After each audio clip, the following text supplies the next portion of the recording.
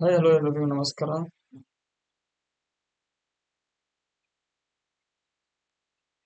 ನೋಡಿ, 2024 ಮತ್ತು 25 ಸಾಲಿನ 6ನೇ ತರಗತಿಗೆ ಸಂಬಂಧಪಟ್ಟಂತ ಸಮಾಜ ವಿಜ್ಞಾನಗಳ ಬಗ್ಗೆ ನಾವು ಇವತ್ತು ಅಧ್ಯಯನ ಮಾಡಕ್ ಬಂದಿದ್ದೀವಿ.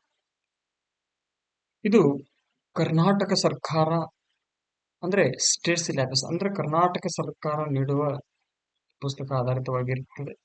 ಇದು ಕರ್ನಾಟಕ ಸರ್ಕಾರ ನೀಡುವ ಪಠ್ಯ ಪುಸ್ತಕವೇ ಆಗಿರುತ್ತದೆ.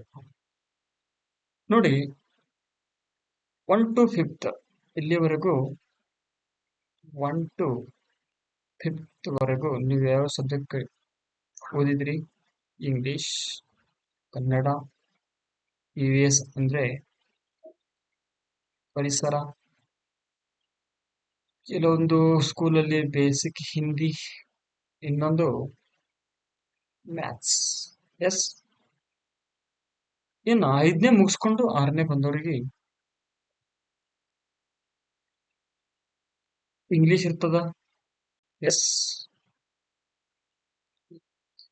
ಇಂಗ್ಲಿಷ್ ಇರ್ತದ, ಕನ್ನಡ ಇರ್ತದ, ಮ್ಯಾಥ್ಸ್ ಇರ್ತದ ಮತ್ತು ಹಿಂದಿ ಇರ್ತದ. EVS ಬದಲಾಗಿ ಸೈನ್ಸ್ ಇರ್ತದೆ.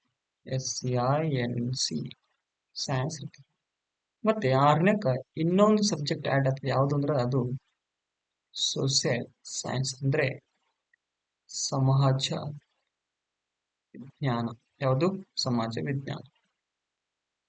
ಸಮಾಜ ವಿಜ್ಞಾನ ಬುಕ್ನಾಗ ಅಂದ್ರೆ 2024-25 ಏನು ಕಲಿತಿರ್ತಾರಲ್ಲ ಈ ಹುಡುಗರು 6ನೇ ತರಗತಿ ಒಳಗ, ಅವರು ಕಲಿತಂತಹ ಸಮಾಜ ವಿಜ್ಞಾನದಲ್ಲಿನ ಈ ನನ್ನ ಸಮಾಜ ವಿಜ್ಞಾನದ ಪುಸ್ತಕ ಆಗಿರುತ್ತದೆ. ಇದು ಇವತ್ತೇನು ನಾವು ಸ್ಟಡಿ ಮಾಡ್ತೀವಲ್ಲ, ಇದು ಅದೇ ಬುಕ್ ಆಗಿರ್ತದೆ. ನೋಡ್ರಿ, ಆ ಬುಕ್ ನಲ್ಲಿ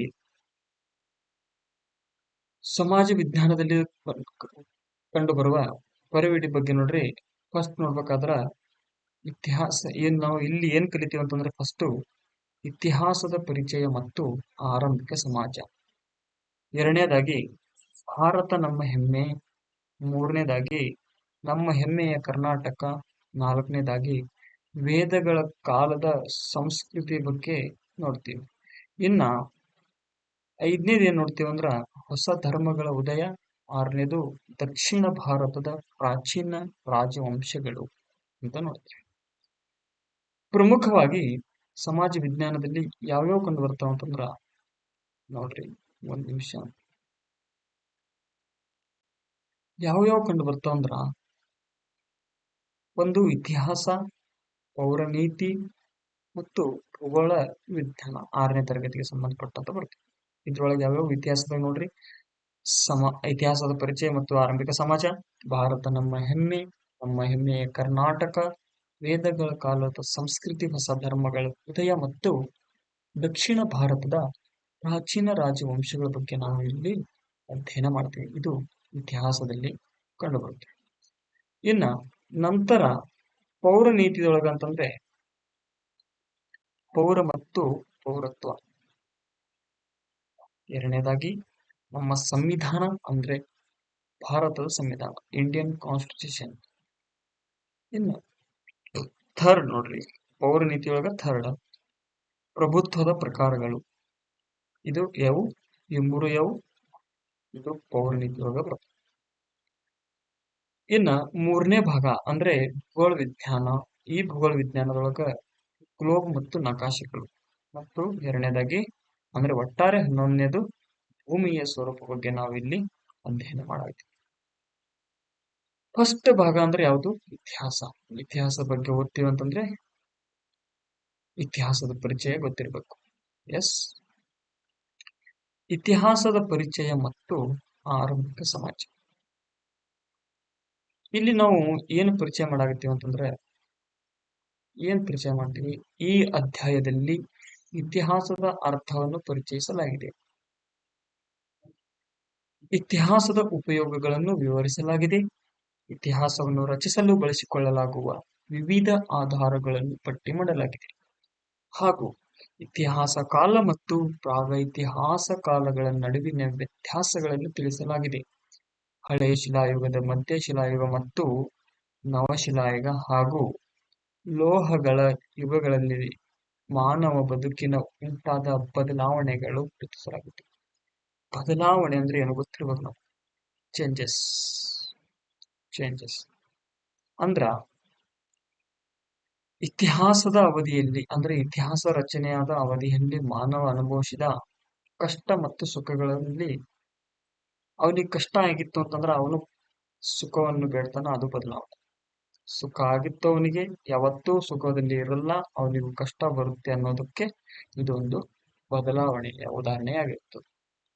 ಸಾಮರ್ಥ್ಯಗಳು ಏನದಾವ ಇಲ್ಲಿ ಇತಿಹಾಸದ ಪರಿಚಯ ಮತ್ತು ಆರಂಭಿಕ ಸಮಾಜದ ಬಗ್ಗೆ ಸಾಮರ್ಥ್ಯಗಳೇನಂದ್ರ ಇತಿಹಾಸದ ಪರಿಕಲ್ಪನೆಯನ್ನು ಮೂಡಿಸುವುದು, ವಿದ್ಯಾರ್ಥಿಗಳಿಗೆ ಇತಿಹಾಸದ ಪರಿಕಲ್ಪನೆ ಮೂಡಿಸುವುದು, ಇತಿಹಾಸದ ಮಹತ್ವ ಅರಿತುಕೊಳ್ಳುವುದು ಅಂದ್ರೆ ಇತಿಹಾಸದ ಮಹತ್ವ ಏನದ ಅನ್ನೋದು ಗೊತ್ತು ಮಾಡ್ಕೊಳ್ಳೋದು.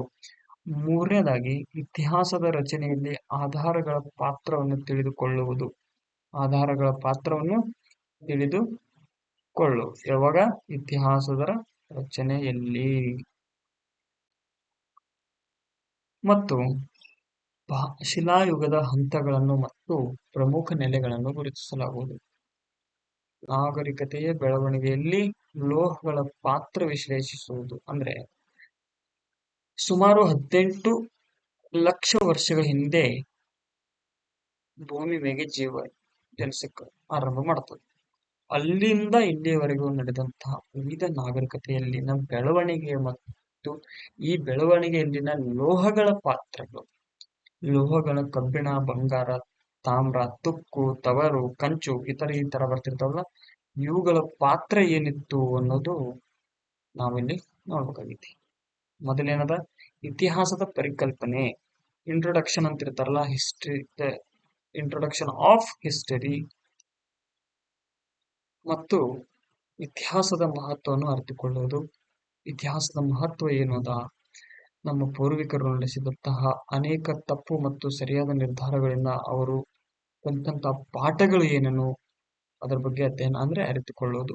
ಇತಿಹಾಸದ ರಚನೆಯಲ್ಲಿ ಆಧಾರಗಳ ಪಾತ್ರಗಳನ್ನು ತಿಳಿದುಕೊಳ್ಳುವುದು ಮತ್ತು ಇತಿಹಾಸದ ವರ್ಗೀಕರಣ ಅಂದ್ರೆ ಇದನ್ನ ವರ್ಗೀಕರಣ ಎಷ್ಟು ಭಾಗಗಳಲ್ಲಿ ವರ್ಗೀಕರಣ ಮಾಡ್ರ ಅಂತಂದ್ರೆ ಇತಿಹಾಸಕ್ಕೆ 3 ವರ್ಗೀಕರಣ ಮಾಡಬೇಕು. ಅಕ್ಷರಗಳ ಪಾತ್ರವನ್ನು ಅರಿತುಕೊಳ್ಳುವುದು, ವರ್ಗೀಕರಣದಲ್ಲಿನ ಅಕ್ಷರಗಳ ಪಾತ್ರಗಳನ್ನು ಅರಿತುಕೊಳ್ಳುವುದು. 5ನೇದಾಗಿ ಶಿಲಾಯುಗದ ಹಂತಗಳನ್ನು ಮತ್ತು ಪ್ರಮುಖ ನೆಲೆಗಳನ್ನು ಗುರುತಿಸುವುದು. ಶಿಲಾಯುಗ ನೋಡ್ರಿ ಗೊತ್ತಿರಲಿ, ಹಳೆ ಶಿಲಾಯುಗ, ನವಶಿಲಾಯುಗ ಮತ್ತು ನಡವಳಿಕೆಂದಿರುವುದು. ಇದು ಹಳೆ ಶಿಲಾಯುಗ, ಈಗಿಂದು ನವಶಿಲಾಯುಗ, ನಮ್ಗಿಂತ ಹಿಂದಿನ ನವಶಿಲಾಯುಗ, ಮುಂಚೆದು ಹಳೆ ಶಿಲಾಯುಗ, ಇವೆರಡರ ಮಧ್ಯೆ ಇರೋದು ಮಧ್ಯಶಿಲಾಯುಗ. ಇವುಗಳ ಬಗ್ಗೆ ಮತ್ತು ಇವುಗಳಲ್ಲಿ ಕಂಡು ಬರ್ತದೆ ಇವುಗಳ ಅವಧಿಯಲ್ಲಿನ ಪ್ರಮುಖ ನೆಲೆಗಳ ಬಗ್ಗೆ ನಾವು ಇಲ್ಲಿ ಗುರುತಿಸಲಾಗುತ್ತದೆ. ನೋಡ್ರಿ 6th ನಾಗರಿಕತೆಯ ಬೆಳವಣಿಗೆಯಲ್ಲಿ ಲೋಹಗಳ ಪಾತ್ರ ಏನು ಅನ್ನೋದು ನಾವಿಲ್ಲಿ ತಿಳ್ಕೊಳ್ಳುವ ಸಮಯ ಬಂದಿದೆ. ಸರ್, ಇತಿಹಾಸ ಅಂದ್ರೆ ಏನು? ಇತಿಹಾಸ ಅಂದ್ರ ಇಲ್ಲಿವರೆಗೂ ನಾ ಏನ್ ನಿಮ್ಗೆ ಹೇಳಿದನ್ನೆಲ್ಲ ಇದನ್ನು ಒಂದು ಇತಿಹಾಸ ಅಂದ್ರೆ ಹಿಂದೆ ನಡೆದು ಹೋದ ಸಂಗತಿಗಳನ್ನು ನೋಡ್ರಿ, ಇಲ್ಲದ ನೋಡ್ರಿ, ಹಿಂದೆ ನಡೆದು ಹೋದ ಸಂಗತಿಗಳನ್ನು ಕ್ರಮಬದ್ಧವಾಗಿ ಹೇಳುವುದೇ ಇತಿಹಾಸ. ಇದು ಮನುಷ್ಯರು ನಡೆದು ಬಂದ ದಾರಿಯನ್ನು ಪರಿಚಯಿಸುತ್ತದೆ. ನಡೆದು ಬಂದು ಅಂತಂದ್ರೆ ಈಗ ಬಂದಿದೆ ಅಂದ್ರೆ ಹಿಂದೆ ನಡ್ಕೊಂತ ಬಂದಿರ್ತೀವಲ್ಲ, ಹಿಂದೆ ಹೆಜ್ಜೆನೆ ಇಟ್ಕೊಂಡು ಬಂದಿರ್ತೀವಲ್ಲ, ಅದನ್ನೇ ನಾವು ಏನಂತೀವಿ ಇತಿಹಾಸ ಅಂತ ಹೇಳ್ತೀವಿ. ಮತ್ತ ನಾವು ಏನ್ ಅಲ್ಲಿಂದ ಈಗ 6th ಅಂದ್ರೆ ನಿಮ್ಗೆ ಎಷ್ಟಾಗಿರುತ್ತೆ, ಈಗ ಒಂದು 12-13 ವರ್ಷ ಆಗಿರುತ್ತೆ. ಇಷ್ಟು 12-13 ವರ್ಷಗಳಲ್ಲಿ ನೀವು ಏನು ಮಾಡಿರ್ತೀರಲ್ಲ ಕೆಲಸ, ಏನ್ ನೀವು ಅಲ್ಲಿಂದ ಇಲ್ಲಿವರೆಗೆ ನಿಮ್ ಜರ್ನಿ ಮಾಡಿರ್ತಿರಲ್ಲ, ನಿಮ್ಮ ಜೀವನದ ಜರ್ನಿ, ಆ ಜರ್ನಿ ಒಳಗ ಸಫಲತೆ ಮತ್ತು ವಿಫಲತೆ ಅಂದ್ರ ನಮ್ಮ ಭಾಷೆ ಒಳಗೆ ಹೇಳ್ಬೇಕಾದ್ರ ಗೆಲುವು ಮತ್ತು ಸೋಲು, ಒಳ್ಳೇದು ಕೆಟ್ಟದ್ದು, ಏನೇನು ಮಾಡಿರ್ತಿರಲ್ಲ ಅದರ ಬಗ್ಗೆ ವಿವರಿಸುತ್ತದೆ. ಅಂದ್ರೆ ಹಿಂದೇನಾಗಿದ್ದೀರಿ ಅದೇ, ಹಿಂದೇನು ಮಾಡಿರ್ತೀರಿ ಅದನ್ನೇ ನಾವಿಲ್ಲಿ ವಿವರಿಸಲಾಗುತ್ತದೆ. ಇತಿಹಾಸವು ನೋಡಿ, ಇತಿಹಾಸವು ಘಟನೆಗಳನ್ನು ವಿವರಿಸುವಾಗ ಕಾಲ, ಸ್ಥಳ ಮತ್ತು ವ್ಯಕ್ತಿಯ ಕುರಿತು ನಿರ್ದಿಷ್ಟತೆ ಮತ್ತು ಖಚಿತತೆಯನ್ನು ಹೊಂದಿರುತ್ತದೆ. ಕಾಲ ಹೇಳೋದಲ್ಲ ನಿಮ್ಗೆ, ಹಿಂದೆ ಆಗಿದ್ರೆ ನೋಡ್ರಿ 13 ವರ್ಷ 12 ವರ್ಷ ಅಂತ ಹೇಳಿ ಕಾಲ. ಸ್ಥಳ ಅಂದ್ರೆ ನೀವೆಲ್ಲಿ ಅದು ಏನ್ ಕಾಲ ಆಗಿತ್ತಲ್ಲ, ನೀವೇ ಕಾಲ ಕಳೆದಿರ್ತೀರಲ್ಲ ಆ ಸ್ಥಳ ಯಾವುದು, ಮತ್ತೆ ಯಾರು, ಅದು ನೀವು ಅಂದ್ರೆ ವ್ಯಕ್ತಿ. ಕಾಲ, ಸ್ಥಳ ಮತ್ತು ವ್ಯಕ್ತಿಯ ಕುರಿತು ನಿರ್ದಿಷ್ಟತೆ ಮತ್ತು ಖಚಿತತೆಯನ್ನು ಹೊಂದಿರುತ್ತದೆ. ಖಚಿತತೆ ಅಂದ್ರೆ ಇಂತಹದ್ದೇ ಆಗಿರುತ್ತದೆ ಅನ್ನೋ ಖಚಿತತೆಯನ್ನು ಹೊಂದಿರುತ್ತದೆ. ಅಂದರೆ ಆ ಘಟನೆಯು ಯಾವಾಗ, ಎಲ್ಲಿ ಮತ್ತು ಯಾರಿಂದ ನಡೆಯಿತು ಎಂಬುದು ಸ್ಪಷ್ಟತೆ ಇರುತ್ತದೆ.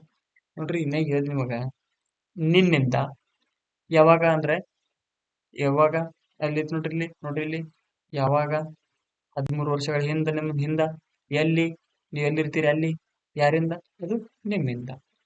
ನಿಮ್ಮಿಂದ ಎಲ್ಲಿ ಮತ್ತು ಯಾವಾಗ ಎಂಬುದು ಇಲ್ಲಿ ಸ್ಪಷ್ಟತೆ ಇರುತ್ತದೆ. ಅಕಸ್ಮಾತ್ ಇಂತಹ ಸ್ಪಷ್ಟತೆ ಇಲ್ಲದೆ ಹೋಗಿದ್ದರೆ ಅದು ಇತಿಹಾಸ ಆಗಕ್ಕೆ ಸಾಧ್ಯನೇ ಇಲ್ಲ. ಅದು ಏನಾಗ್ತದ, ಅದು ಬರೀ ಒಂದು ಕಥೆಯಾಗಿನೇ ಉಳಿತದ. ನೋಡ್ರಿ, ಎಕ್ಸಾಂಪಲ್, ಒಂದಾನೊಂದು ಕಾಲದಲ್ಲಿ ಅಂದ್ರೆ ಹೇಳ್ತಿರ್ತಾರಲ್ಲ ನೋಡ್ರಿ, ನಿಮ್ ದೋಸ್ತ್ನಾಗ, ಯಪ್ಪ ಅವಾಗ ಒಂದು ಊರಾಗ ಒಂದು ಏನೋ ನಡೆದಿತ್ತು ಅಂತ ಹೇಳ್ತಿರ್ತಾರಲ್ಲ. ಒಬ್ಬ ಹಿಂಗ್ ಡೇಂಜರ್ ಇದ್ದ ಮನುಷ್ಯ ಒಂದ್ ಊರಾಗ ಹಂಗ್ ಮಾಡ್ಯಾನ, ಆ ಟೈಮ್ನಾಗ ಹಿಂಗ್ ಏನ್ ಹೇಳ್ತಿರ್ತಾರಲ್ಲ ನೋಡ್ರಿ. ಒಂದಾನೊಂದು ಕಾಲದೊಳಗ ಒಂದಾನೊಂದು ಊರಿನಾಗ ಒಬ್ಬ ರಾಜನಿದ್ದ.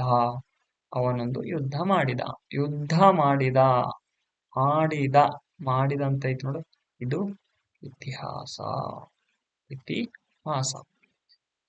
ಎಕ್ಸಾಂಪಲ್ ಆಗಿ ನೋಡ್ರಿ, ಸಾಹಿತ್ಯಕ ಪೂರ್ವ 261ರಲ್ಲಿ ಪಾಟಲಿಪುತ್ರದಲ್ಲಿ ಆಳುತ್ತಿದ್ದ ಅಶೋಕನೆಂಬ ರಾಜನು ಕಳಿಂಗ ಯುದ್ಧ ಮಾಡಿದನು.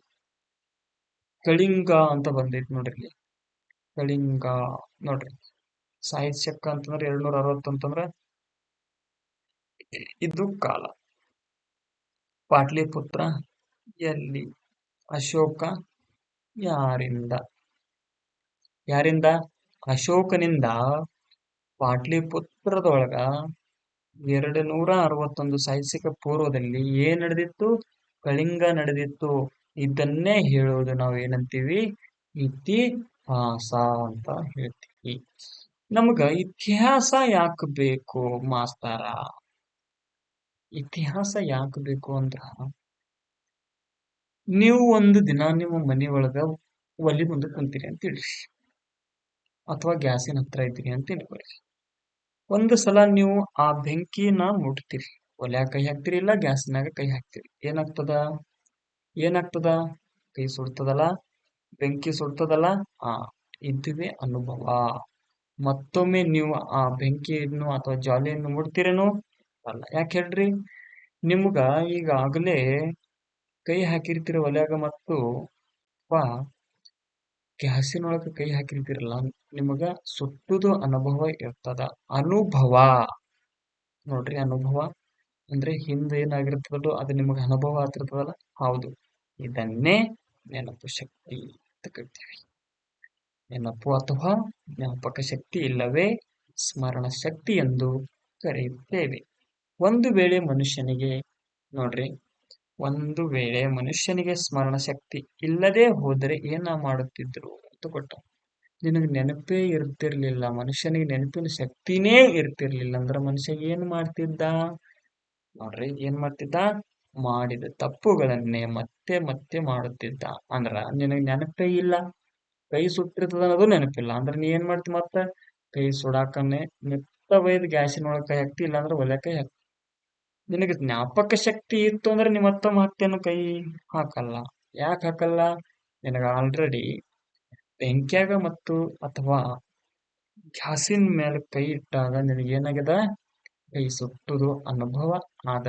ಅದರ ಸಲುವಾಗಿ ನೀ ಏನ್ ಮಾಡ್ತಿ, ಮತ್ತೊಮ್ಮ ಬೆಂಕಿಯೊಳಗ ಕೈಯನ್ನ ಅಡ್ಡಲ್ಲ. ಮತ್ತು ತಪ್ಪುಗಳನ್ನು ಮತ್ತೆ ಮತ್ತೆ ಮಾಡುತ್ತಿದ್ದರು ಅಲ್ಲ. ಇದರಿಂದ ಮೇಲೆ ನೀವು ಒಂದೇ ತಪ್ಪು ಮೇಲೆ ಮಾಡೋದ್ರಿಂದ ಮಾನವನ ಪ್ರಗತಿ ಆಗಕ್ಕೆ ಸಾಧ್ಯನೇ ಇಲ್ಲ. ಆತದ ಇಲ್ಲ, ಮಾಡಿ ತಪ್ಪು ಇಲ್ಲ. ಫಾರ್ ಎಕ್ಸಾಂಪಲ್ ನೋಡಿ, ಸ್ಕೂಲಿಗೆ ಬರ್ತಿ, ಸ್ಟಡಿ ಮಾಡಲ್ಲ. ಸ್ಕೂಲಿಗೆ ಬರ್ತಿ, ಹೋಮ್ವರ್ಕ್ ಮಾಡಲ್ಲ. ನೀ ಇಂಥವು ಏನ್ ತಪ್ಪುಗಳು ಮಾಡ್ತಿರ್ತೀಯಲ್ಲ, ಇಂಥ ತಪ್ಪುಗಳನ್ನು ನೀನು ದಿನ ಮಾಡ್ಕೊಂತ ಹೋದ್ರೆ ನೀ ಸ್ಕೂಲ್ದಾಗ ಪಾಸ್ ಆಗ್ತೇನೋ, ಆಗಲ್ಲ. ನೀ ಪಾಸ್ ಆಗಲ್ಲ, ನಾಳೆ ನಿನಗೆ ನೌಕರಿ ಸಿಗಲ್ಲ. ನೌಕರಿ ಸಿಗಲಿಲ್ಲ, ನಿನ್ನ ಪ್ರಗತಿನೇ ಆಗಲ್ಲ. ಅಂದ್ರೆ ಪ್ರಗತಿ ಅಂದ್ರೆ ಇದ್ದ ಸ್ಥಾನದಿಂದ ಒಂದು ಉನ್ನತ ಸ್ಥಾನಕ್ಕೆ ಹೋಗೋದು. ನಮ್ಮ ಭಾಷೆದೊಳಗೆ ಹೇಳ್ಬೇಕು ಅಂತಂದ್ರ ಅಂದ್ರೆ ಆಡು ಭಾಷೆದೊಳಗೆ ಪ್ರಗತಿ ಅಂದ್ರೆ ಇದ್ದದಕ್ಕಿಂತ ಚೆನ್ನಾಗಾಗೋದು ಅದನ್ನೇ ನಾವೇನಂತೀವಿ ಪ್ರಗತಿ ಅಂತೀವಿ. ಅಕಸ್ಮಾತ್ ಮನುಷ್ಯನಿಗೆ ಜ್ಞಾಪಕ ಶಕ್ತಿ ಸ್ಮರಣ ಶಕ್ತಿ ಇಲ್ಲದೆ ಹೋಗಿದ್ದರೆ ಮನುಷ್ಯ ಮಾಡಿದ ತಪ್ಪುಗಳನ್ನೇ ಮತ್ತೊಮ್ಮೆ ಮಾಡ್ತಿದ್ದ ಅಂತ ಹೇಳ್ಯಾನ. ಮತ್ತು ಮತ್ತೊಮ್ಮೆ ಮಾಡ್ತಿದ್ದ ಅನ್ನೋದಾದ್ರೆ ಅವನು ಮಾಡೋವನ ಪ್ರಗತಿ ಮತ್ತೊಮ್ಮೆ ಸಾರಿ ತಪ್ಪುಗಳನ್ನ ಮೇಲೆ ಮೇಲೆ ಮಾಡ್ತಿದ್ದ ಅಂದ್ರೆ ಮತ್ತೆ ಮತ್ತೆ ಮಾಡ್ತಿದ್ದ ಅಂತಂದ್ರೆ ಮಾನವನ ಪ್ರಗತಿ ಆಗಕ್ ಸಾಧ್ಯದನು ಇಲ್ಲ. ಫಾರ್ ಎಕ್ಸಾಂಪಲ್ ಹೇಳ್ದನ್ಯಾಗಿ ಸ್ಕೂಲಿಗೆ ಬರಲ್ಲ, ಹೋಮ್ವರ್ಕ್ ಮಾಡಲ್ಲ, ಫೇರ್ ಬರೆಯಲ್ಲ, ಈ ತರ ಏನು ಮಾಡ್ಲಿಲ್ಲ ಅಂತಂದ್ರೆ ನೀ ಏನಾಗಲ್ಲ, ನಾಳೆಗೆ ಪಾಸ್ ಆಗಲ್ಲ, ಪಾಸ್ ಆಗಲಿಲ್ಲ ನಿಮಗೆ ನೌಕರಿ ಹತ್ತಲ್ಲ, ನಿನಗೆ ನೌಕರಿ ಹತ್ತಲಿಲ್ಲ ಅಂದ್ರೆ ನಿಮ್ಮ ಮನೆ ಏನಾಗಲ್ಲ, ಪ್ರಗತಿ ಕಡೆಗೆ ಸಾಗಲ್ಲ ಅಂತ ಹೇಳ್ತೀವಿ. ನೋಡ್ರಿ, ಹಾಗಾದ್ರೆ ಮನುಷ್ಯನ ಪ್ರಗತಿಗೆ ಸ್ಮರಣ ಶಕ್ತಿ ಇದ್ದಂತೆ ಏನಿದ್ದಂತೆ ಸ್ಮರಣ ಶಕ್ತಿ ಇದ್ದಂತೆ ಒಂದು ಸಮಾಜ ಅಥವಾ ಒಂದು ದೇಶದ ಪ್ರಗತಿಗೆ ಸ್ಮರಣ ಶಕ್ತಿ ಇರಬೇಕಲ್ಲವೇ? ಹೌದು, ಇರಬೇಕು. ಹಾಗಾದರೆ ಯಾವುದು ಸಮಾಜಕ್ಕೆ ಅಥವಾ ದೇಶಕ್ಕೆ ಇರಬಹುದಾದ ಸ್ಮರಣ ಶಕ್ತಿ? ನೋಡ್ರಿ, ಈಗ ನಾನ್ ನಿಮಗೆ ಫಾರ್ ಎಕ್ಸಾಂಪಲ್ ಹೇಳ್ದ ಸ್ಕೂಲ್ ಬಗ್ಗೆ, ಸ್ಕೂಲ್ ಬರ್ದೆ ಅದು ಮಾಡಲ್ಲ, ಇದು ಮಾಡಲ್ಲ, ಅದು ಮಾಡಿ ಇದು ಆಗಲ್ಲ, ಇದು ಆಗಲಿಲ್ಲ ಅಂದ್ರೆ ಏನು ಇದಾಗಲ್ಲ ಅಂತ ಹೇಳ. ಈ ತರ ನಿಂಗ ಸ್ಮರಣ ಶಕ್ತಿ ಹೆಂಗದಲ್ಲ ಅಂದ್ರೆ ನೀ ಮಾಡೋ ತಪ್ಪಕ್ಕೆ ಮಾಡ್ಲಿಲ್ಲ ಅಂದ್ರೆ ನಿನಗೆ ಸ್ಮರಣ ಶಕ್ತಿ ಇದ್ದ. ಇಂಥ ಸ್ಮರಣ ಶಕ್ತಿ ನಿನಗೆ ಹೆಂಗದಲ್ಲ ಮನುಷ್ಯನಿಗೆ, ಅದೇ ತರ ಒಂದು ದೇಶಕ್ಕ, ರಾಜ್ಯಕ್ಕ ಅಥವಾ ಯಾವುದೋ ಒಂದು ಪ್ರದೇಶಕ್ಕೆ ಈ ತರನೇ ಯಾವ್ದಾದ್ರು ಸ್ಮರಣ ಶಕ್ತಿ ಇರ್ಬೇಕಲ್ಲ. ಹೌದು, ಇರ್ತದ. ಏನಿರ್ತದ? ಸಮಾಜಕ್ಕೂ ಕೂಡ ಸ್ಮರಣ ಶಕ್ತಿ ಇರ್ತದ. ಅದೇ ಇತಿಹಾಸ. ಏನು ನೋಡ್ರಿ, ಇಲ್ಲ ನೋಡ್ರಿ ಇಲ್ಲಿ, ಅದೇ ಇತಿಹಾಸ. ಹೌದು, ಮನುಷ್ಯನಿಗೆ ಸ್ಮರಣ ಶಕ್ತಿ ಇದ್ದಂತೆ ಒಂದು ಸಮಾಜಕ್ಕೆ, ರಾಜ್ಯಕ್ಕೆ, ದೇಶಕ್ಕೆ ಅಷ್ಟೇ ಯಾಕ್ರಿ, ಇಡೀ ಜಗತ್ತಿಗೆ ಇತಿಹಾಸವೇ ಒಂದು ಸ್ಮರಣ ಶಕ್ತಿ. ನೋಡ್ರಿ, ನಾಳೆಗೆ ಪ್ರಶ್ನೆ ಕೇಳ್ತಾನ. ಏನ್ ಕೇಳ್ತಾನ? ಮನುಷ್ಯನಿಗೆ ಸ್ಮರಣ ಶಕ್ತಿ ಇದ್ದಂತೆ ಒಂದು ದೇಶಕ್ಕೆ ಅಥವಾ ಪ್ರದೇಶಕ್ಕೆ ಅಥವಾ ಒಂದು ರಾಜ್ಯಕ್ಕೆ ಇದ್ದಂತಹ ಸ್ಮರಣ ಶಕ್ತಿ ಯಾವುದು ಅಂತ ಕೇಳಿದಾಗ ನೀವು ಏನಂತ ಹೇಳ್ಬೇಕು? ಇತಿಹಾಸವೇ ಇದು ದೇಶಕ್ಕೆ, ರಾಜ್ಯಕ್ಕೆ, ಪ್ರದೇಶಕ್ಕೆ ಇರತಕ್ಕಂತ ಸ್ಮರಣ ಶಕ್ತಿ ಅಂತ ಹೇಳ್ಬೇಕು. ಇತಿಹಾಸ ಏನ್ ಹೇಳ್ತದ? ಇತಿಹಾಸ ಏನ್ ಹೇಳ್ತದ ಅಂದ್ರ ನಮ್ಮ ಮೊದಲಿನ ಜನ ಅಂದ್ರೆ ನಮ್ಮ ತಾತ ಮುತ್ತಾತ ಇದ್ದಿರ್ತಾರಲ್ಲ, ಅವರು ಮಾಡಿದಂತ ಒಳ್ಳೆಯ ಮತ್ತು ಕೆಲಸಗಳಿಂದ ಅನುಭವಿಸಿದ ಅಂದ್ರೆ ತೀರ್ಮಾನ ಅಂದ್ರೆ ಈಗ ನೋಡ್ರಿ, ತೀರ್ಮಾನಗಾದ್ರೇನು? ಗಬಕ್ಕಲೆ ತೀರ್ಮಾನ ತಗೊಳ್ಳೋದು. ಅವ್ರು ತೊಗೊಂಡಿರ್ತಾರಲ್ಲ, ಆ ತರ ತೊಗೊಂಡಾಗ ಅವರು ಮಾಡಿದಂತ ಅಕಸ್ಮಾತ್ ಕೆಲವು ತೀರ್ಮಾನಗಳು ಹೆಂಗಿರ್ತಾವ ಅಂದ್ರ ಕೆಲವು ತೀರ್ಮಾನಗಳು ಒಳ್ಳೆ ಇರ್ತಾವ, ಕೆಲವೊಂದು ತಪ್ಪಿರ್ತಾವ. ಆ ಒಳ್ಳೇದು ತೊಗೊಂಡಾಗ ಅವನಿಗೆ ಹೆಂಗ ಅನಿಸ್ತು, ತೀರ್ಮಾನಗಳನ್ನು ತಗೊಂಡಿದಾಗ ಅವನಿಗೆ ಹೆಂಗ ಅನಿಸ್ತು, ಅಥವಾ ತಪ್ಪು ತೀರ್ಮಾನಗಳು ತಗೊಂಡಾಗ ಅವನು ಅನುಭವಿಸಿದ ದುಃಖ ಎಷ್ಟು, ಒಳ್ಳೆ ತೀರ್ಮಾನಗಳನ್ನು ತೆಗೆದುಕೊಂಡಾಗ ಅವನು ಅನುಭವಿಸಿದ ಸುಖ ದುಃಖ ಅಂದ್ರೆ ಸುಖ ಎಷ್ಟು, ಅಂದ್ರೆ ಒಟ್ಟಾರೆ ಹೇಳ್ಬೇಕು ಅಂದ್ರೆ ಒಳ್ಳೆ ಮತ್ತು ತಪ್ಪು ನಿರ್ಧಾರಗಳಿಂದ ನಮ್ಮ ಪೂರ್ವಿಕರು ಅನುಭವಿಸಿದ ಸುಖ ದುಃಖಗಳನ್ನು, ತೊಂದರೆಗಳನ್ನು ತಿಳಿಸುತ್ತದೆ. ಅಲ್ಲದೆ ಮುಂದಿನ ತೀರ್ಮಾನಗಳನ್ನು ಕೈಗೊಳ್ಳುವಾಗ ಎಚ್ಚರಿಸುತ್ತದೆ. ಇತಿಹಾಸದಲ್ಲಿನ ನಮ್ಮ ಪೂರ್ವಿಕ ತತ್ವದರ್ಶಗಳು, ವಿಚಾರಧಾರೆಗಳು ನೋಡ್ರಿ, ತತ್ವದರ್ಶಗಳು, ವಿಚಾರಧಾರೆಗಳು ಮುಂದಿನ ತಲೆಮಾರುಗಳಿಗೆ ಮಾದರಿಯೂ ದಾರಿದೀಪವೂ ಆಗಿರುತ್ತವೆ. ನೋಡ್ರಿ, ಏನಂದ್ರ ನಿಮ್ದು ಮುತ್ಯ ಅದ ಅಂತ ತಿಳ್ಕೊರಿ. ನಿಮ್ ಮುತ್ಯ ಅಂದ್ರೆ ಏನು? ಉತ್ತರ ಕರ್ನಾಟಕ ಕಡೆ ಮುತ್ಯ ಅಂತಾರ, ದಕ್ಷಿಣ ಕರ್ನಾಟಕ ಕಡೆ ಅಜ್ಜ ಅಂತಾರ. ನಿಮ್ ಅಜ್ಜ ಯಾವುದರ ಒಂದು ತೀರ್ಮಾನ ತಗೊಂಡಿರ್ತಾರೆ, ಯಾವುದರ ಅನ್ಕೊಂಡ್ರಿ. ಆ ತೀರ್ಮಾನ ತಗೊಂಡಾಗ ಕೆಲವು ತಪ್ಪುಗಳ ತೀರ್ಮಾನ ಆಗಿರ್ತಾವ, ಕೆಲವು ಒಳ್ಳೆ ತೀರ್ಮಾನಗಳಿರ್ತಾವ. ಈ ತಪ್ಪು ನಿರ್ಧಾರಗಳು ತಗೊಂಡಿರ್ತಿರ್ತಾರಲ್ಲ ಅಥವಾ ಒಳ್ಳೆ ನಿರ್ಧಾರಗಳು ತಗೊಂಡಿರ್ತಿರ್ತಾರಲ್ಲ, ಆ ಒಳ್ಳೆ ತಗೊಂಡಾಗ ಸುಖ ಎಷ್ಟಾಗಿತ್ತು ಮತ್ತು ತಪ್ಪು ತೀರ್ಮಾನಗಳನ್ನು ತೆಗೆದುಕೊಂಡಾಗ ದುಃಖ ಎಷ್ಟಾಗಿತ್ತು, ಆ ದುಃಖಗಳಿಂದ ತೊಂದರೆಗಳು ಏನೇನಾಗಿದ್ದು ಅನ್ನೋದು ತಿಳಿಸ್ತವೆ. ಏನು? ಇತಿಹಾಸ. ಅಲ್ಲದೆ ಆ ಒಳ್ಳೆ ಮತ್ತು ತಪ್ಪು ತೀರ್ಮಾನಗಳಿಂದ ನಾಳಿನ ಪೀಳಿಗೆಗಳಂದ್ರೆ ನಾವು ಅಥವಾ ನಮ್ಮಿಂದ ನಮ್ಮ ಮಕ್ಕಳು ಮತ್ತು ನಮ್ಮ ಮೊಮ್ಮಕ್ಕಳಿಂದ ಅಂದ್ರೆ ಇವರು ತೀರ್ಮಾನ ತೆಗೆದುಕೊಳ್ಳುವಾಗ ಅವರಿಗೆ ಎಚ್ಚರಿಸ್ತದ. ಅಂದ್ರೆ ತಪ್ಪು ನಿರ್ಧಾರ ತಗೊಂಡಾಗ ನಮ್ಮ ಮುತ್ಯ ನಮ್ಮ ಅಪ್ಪನ ಏನ್ ಮಾಡಿರ್ತಾರ, ದುಃಖ ಅನುಭವಿಸಿರ್ತಾರ. ಅಂತ ತಪ್ಪು ತೀರ್ಮಾನಗಳನ್ನ ನಾವು ತಗೋಬಾರ್ದು ಅಂತ ಅನ್ಕೊಂತಾರ. ಒಳ್ಳೆ ತೀರ್ಮಾನಗಳು ತೆಗೆದುಕೊಳ್ಳುವಾಗ ಒಳ್ಳೆಯ ತೀರ್ಮಾನಗಳನ್ನು ತೆಗೆದುಕೊಳ್ಳುವಾಗ ಅವರು ಅನುಭವಿಸಿದಂತಹ ಸುಖಗಳನ್ನು ಅನುಭವಿಸಿರ್ತಾರಲ್ಲ, ಹಾ ಯಪ್ಪ ಇದು ಒಳ್ಳೆ ಕೆಲಸ ಅದ, ಇಂಥ ತೀರ್ಮಾನಗಳನ್ನ ನಾವು ತಗೋಬೇಕು ಅಂತ ಅನ್ಕೊಂತಾರಲ್ಲ, ಅದು ಪೂರ್ವಿಕರು ಅಂತ ನಮ್ಗ ಗೊತ್ತಾಗ್ತದೆ. ಮತ್ತು ಅವರು ಅನುಭವಿಸಿದ ಶೌರ್ಯ ಪರಾಕ್ರಮ ಮತ್ತು ತ್ಯಾಗ ಬಲಿದಾನಗಳ ನಂತರದ ಪೀಳಿಗೆಗಳಿಗೆ ಸ್ಫೂರ್ತಿಯೂ ಆಗುತ್ತದೆ. ಕೆಲವೊಂದು ಹಿಂದಿನ ಜನ್ಮದೊಳಗ ಸಾಕಷ್ಟು ಯುದ್ಧಗಳಾಗ್ತಿದ್ವು, ಸಾಕಷ್ಟು ಜಗಳಗಳನ್ನ ಆಗ್ತಿದ್ವು. ಒಂದು ಬುಡಕಟ್ಟು ಪ್ರದೇಶ ಇನ್ನೊಂದು ಬುಡಕಟ್ಟು ಪ್ರದೇಶಗಳ ನಡುವೆ ಜಗಳಗಳನ್ನು ಉಂಟಾಗ್ತಿತ್ತು. ಅಲ್ಲಿ ಆದಂತಹ ತ್ಯಾಗ ಬಲಿದಾನಗಳು ಮತ್ತು ದೇಶ ವಿದೇಶಗಳಿಂದ ಬಂದಂತಹ ಪ್ರವಾಸಿಗರು ಮಾಡಿದಂತಹ ಭಾರತದ ಮೇಲಿನ ಹಲ್ಲೆಗಳಲ್ಲಿ ಕೆಲವರು ಒಳ್ಳೆಯದಾಗಿ ಅಂದರೆ ರಾಷ್ಟ್ರ ಪ್ರೇಮವನ್ನು ಮೆರೆತು ಶೌರ್ಯಗಳು ಮತ್ತು ಪರಾಕ್ರಮಗಳ ಬಗ್ಗೆ ತಿಳಿಸ್ತಾರೆ. ಇಷ್ಟೇ ಅಲ್ಲದೆ ನಮ್ಮ ಸಂಸ್ಕೃತಿ ಪರಂಪರೆಯನ್ನು ಪರಿಚಯಿಸುವ ಮೂಲಕ ಅಭಿಮಾನ ಮತ್ತು ಗೌರವವನ್ನು ಇತಿಹಾಸ ಮೂಡಿಸುತ್ತದೆ. ಸಂಸ್ಕೃತಿ ಇತಿಹಾಸ ಎಲ್ಲಾ ನಮ್ಮ ಭಾರತ ದೇಶ ಇದಲ್ಲ, ನಮ್ಮ ಭಾರತ ದೇಶದ ಸುತ್ತನೂ ಒಂದೇ ಸಂಸ್ಕೃತಿ ಇರ್ತದೆ ಅನ್ನೋದು ತಪ್ಪು ನೋಡ್ರಿ. ಈಶಾನ್ಯ ಭಾರತದ ಕಡೆ ಹೋಗ್ರಿ, ಅವ್ರದ್ದು ಒಂದು ಸಂಸ್ಕೃತಿ ಬೇರೆ ಇರ್ತದೆ. ಸಂಸ್ಕೃತಿ ಅಂದ್ರೆ ಏನು? ಅವ್ರು ಮಾತಾಡುವಂತ ಭಾಷೆ, ಅವ್ರು ಹಾಕಿಕೊಳ್ಳುವಂತ ಉಡುಪುಗಳು ಮತ್ತು ಅವರು ಇಟ್ಟಿರ್ತಕ್ಕಂತಹ ಕೆಲವು ಜೀವನ ಶೈಲಿಗಳು. ಮತ್ತು ನೋಡ್ರಿ ನೆಕ್ಸ್ಟ್ ಏನದಂದ್ರ ಇತಿಹಾಸ ಹೇಗೆ ರಚನೆ ಮಾಡಬೇಕು ಅನ್ನೋದು.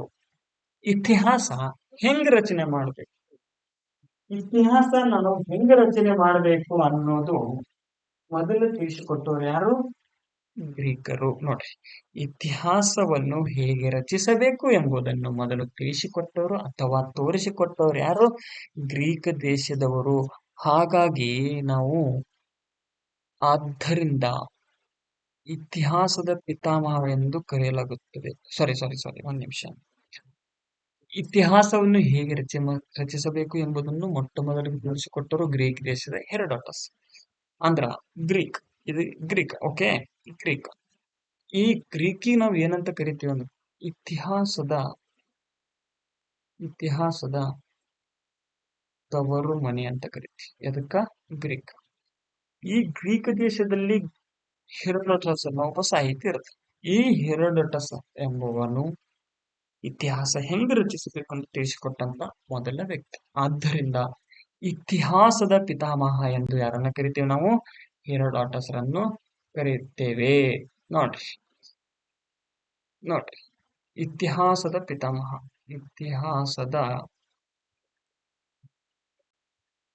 ಯಾರು? ಹೆರೋಡೋಟಸ್. ಯಾವ ದೇಶದವ? ಗ್ರೀಕ್ ದೇಶದವರು. ಆದ್ದರಿಂದ ಗ್ರೀಕ್ ಅನ್ನು ನಾವು ಏನಂತ ಕರಿತೀವಿ? ಇತಿಹಾಸದ ತವರು ಮನೆ ಅಂತ ಕರಿತೀವಿ. ಇತಿಹಾಸನ ರಚನೆ ಮಾಡೋಕ್ಕಿಂತ ಇತಿಹಾಸವನ್ನು ಮೊದಲೇ ಯಾರು ರಚನೆ ಮಾಡ್ರ? ಅದು ಹೆರೋಡೋಟಸ್ ಅವ್ರು ಮಾಡ್ರ. ಆದ್ದರಿಂದ ನಾವು ಹೆರೋಡೋಟಸ್ ಅವರನ್ನು ನಾವು ಏನಂತ ಕರಿತೀವಿ? ಇತಿಹಾಸದ ಪಿತಾಮಹ ಅಂತ ಕರಿತೀವಿ. ಎಸ್. ನೆಕ್ಸ್ಟ್ ನೋಡ್ರಿ, ಇತಿಹಾಸ ನಾವ್ ಹೆಂಗ್ ಮಾಡ್ಬೇಕು ಅಂದ್ರ ಇತಿಹಾಸಕ್ಕೆ ಆಧಾರಗಳು ಏನೇನು? ಇತಿಹಾಸ ರಚಿಸುವವರನ್ನು ಇತಿಹಾಸಕಾರ ಅಂತಾರೆ. ನೋಡ್ರಿ, ಇತಿಹಾಸ ರಚಿಸುವವರನ್ನು ಏನೇನಂತ ಕರೀತಾರ ನೋಡ್ರಿ. ಇತಿಹಾಸ ರಚಿಸುವವರನ್ನು ಇತಿಹಾಸಕಾರ ಅಂತ ಕರಿತೀವಿ. ನೋಡ್ರಿ, ಈಗ ಇತಿಹಾಸ ಯಾರು ರಚಿಸ್ತಾ ಇರ್ತಾರಲ್ಲ, ಯಾರು ತಯಾರು ಮಾಡ್ತಿರ್ತಾರ ಅಥವಾ ಇತಿಹಾಸದ ಬಗ್ಗೆ ಅಧ್ಯಯನ ಮಾಡ್ತಿರ್ತಾರಲ್ಲ, ಅವ್ರಿಗೆ ನಾವು ಏನಂತ ಕರಿತೀವಿ? ಇತಿಹಾಸಕಾರರು ಅಂತ ಕರಿತೀವಿ. ಇವರು ಇತಿಹಾಸವನ್ನು ನಿರ್ದಿಷ್ಟವಾಗಿ ಮತ್ತು ಖಚಿತವಾಗಿ ಹೇಳಲು ಸಾಕ್ಷ್ಯಾಧಾರಗಳನ್ನು ಬಳಸಿಕೊಳ್ಳುತ್ತಾರೆ. ಸಾಕ್ಷ್ಯಾಧಾರವನ್ನು ಬಳಸಿಕೊಳ್ಳುತ್ತಾರೆ. ಯಪ್ಪ, ಯಾರೋ ಹೇಳ್ತಾರೆ ಹಿಂಗಿಂಗ್ ಆಗಿರ್ತದ, ಹಂಗಾಗ್ಯದ, ಹಿಂಗಾಗ್ಯದ. ಹೇಳೋದನ್ನ ನಾವು ಯಾವಾಗ, ಎಲ್ಲಿ, ಯಾರಿಂದ ಅಂತ ನೋಡ್ತೀವಿ. ಇದನ್ನ ನಾವು ನಿರ್ಧರಿಸಬೇಕಾದರೆ ಇತಿಹಾಸಕಾರರು ಕೆಲವು ಸಾಕ್ಷ್ಯಾಧಾರಗಳನ್ನು ಬಳಸಿಕೊಳ್ತಾರೆ. ಆದ್ದರಿಂದ ಏನಂತ ಗೊತ್ತಾಗ್ತದಂದ್ರ ಆಧಾರವಿಲ್ಲದೆ ಇತಿಹಾಸವಿಲ್ಲ, ಆಧಾರ ಇಲ್ಲದೆ ಇತಿಹಾಸ ಇಲ್ಲ ಎಂದು ಹೇಳಲಾಗುವುದು. ಇತಿಹಾಸದ ಆಧಾರಗಳಲ್ಲಿ ಪ್ರಮುಖವಾಗಿ ಎರಡು ವಿಧಗಳು. ಒಂದು ಸಾಹಿತ್ಯ ಆಧಾರಗಳು, ಇನ್ನೊಂದು ಪುರಾತತ್ವ.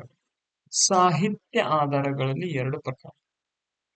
ಸಾಹಿತ್ಯ ಆಧಾರಗಳು ಇತಿಹಾಸದ ಹಿನ್ನೆಲೆಯಲ್ಲಿ ಸಾಹಿತ್ಯ ಅಂದರೆ ಬರವಣಿಗೆ ಅಥವಾ ಬಾಯಿಂದ ಬಾಯಿಗೆ ಹರಿದು ಬರುವ ಸಂಗತಿಗಳು. ಇವುಗಳಲ್ಲಿ ಎರಡು ವಿಧ. ಯಾವ ಇದರಲ್ಲಿ ಸಾಹಿತ್ಯದಲ್ಲಿ ಎಷ್ಟು ವಿಧಗಳದಾವ? ಎರಡು ವಿಧಗಳದಾವ. ಒಂದನೇ ವಿಧ ಏನಂತಂದ್ರೆ ಅದು ಲಿಖಿತ ಸಾಹಿತ್ಯ. ಯಾವುದು? ಒಂದ್ ನಿಮಿಷ ತಡೀರಿ ನೋಡ್ರಿ.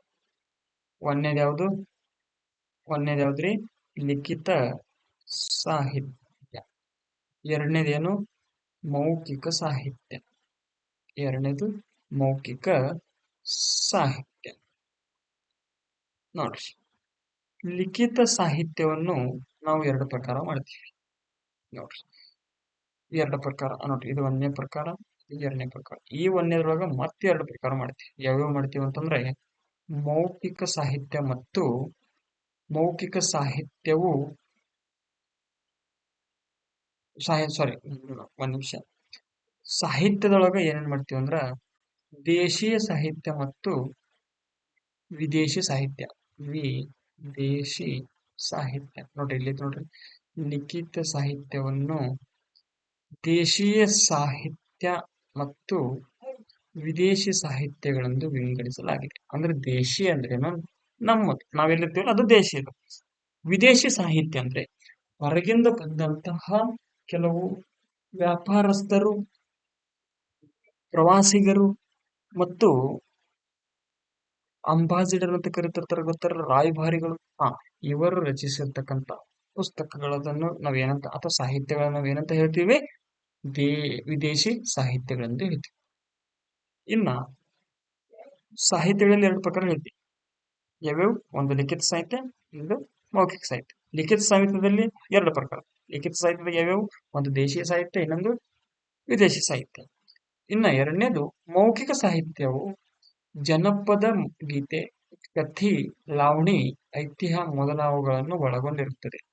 ಲಿಖಿತ ಸಾಹಿತ್ಯ ರಚಿಸುವವರು ಅಕ್ಷರಸ್ಥರಾದರೆ ನೋಡ್ರಿ, ಲಿಖಿತ ಒಂದ್ ನಿಮಿಷ ತಡ್ರಿ.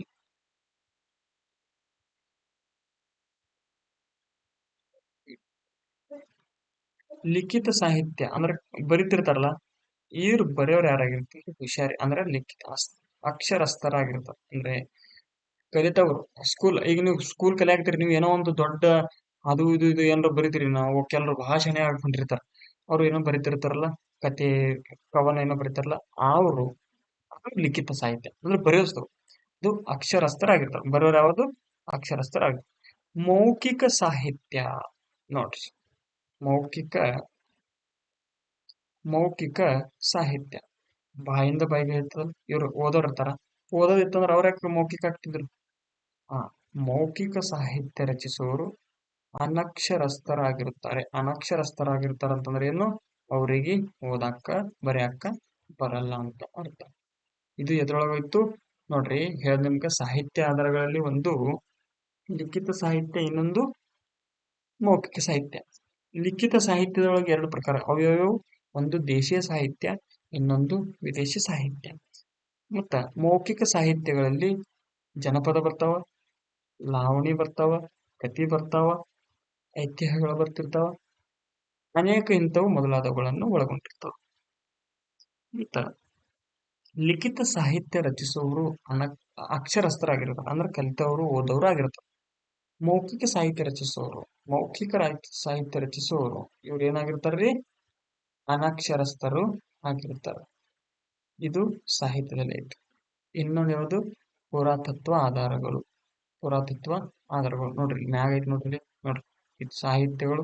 ನೋಡ್ರಿ, ಸಾಹಿತ್ಯ ಆಧಾರಗಳಲ್ಲಿ ಒಂದೈತಿ, ಇದೈತಾ? ಇದಾದ ಮತ್ತೆ ಎರಡನೇದು ನೋಡ್ರಿ, ಇಲ್ಲಿ ಎರಡನೇದು ಇಲ್ಲಿ ನೋಡ್ರಿ, ಎರಡನೇದು ಪುರಾತತ್ವ ಆಧಾರಗಳು. ಆದ್ರ ನೋಡ್ರಿ, ಪುರಾತತ್ವ ಆಧಾರಗಳು. ಹಿಂದಿನ ಮಾನವರು ನಿರ್ಮಿಸಿದ ಮತ್ತು ಬಳಸಿದ ಭೌತಿಕ ವಸ್ತುಗಳ ಅವಶೇಷಗಳೇ ಪುರಾತತ್ವ ಆಧಾರಗಳು.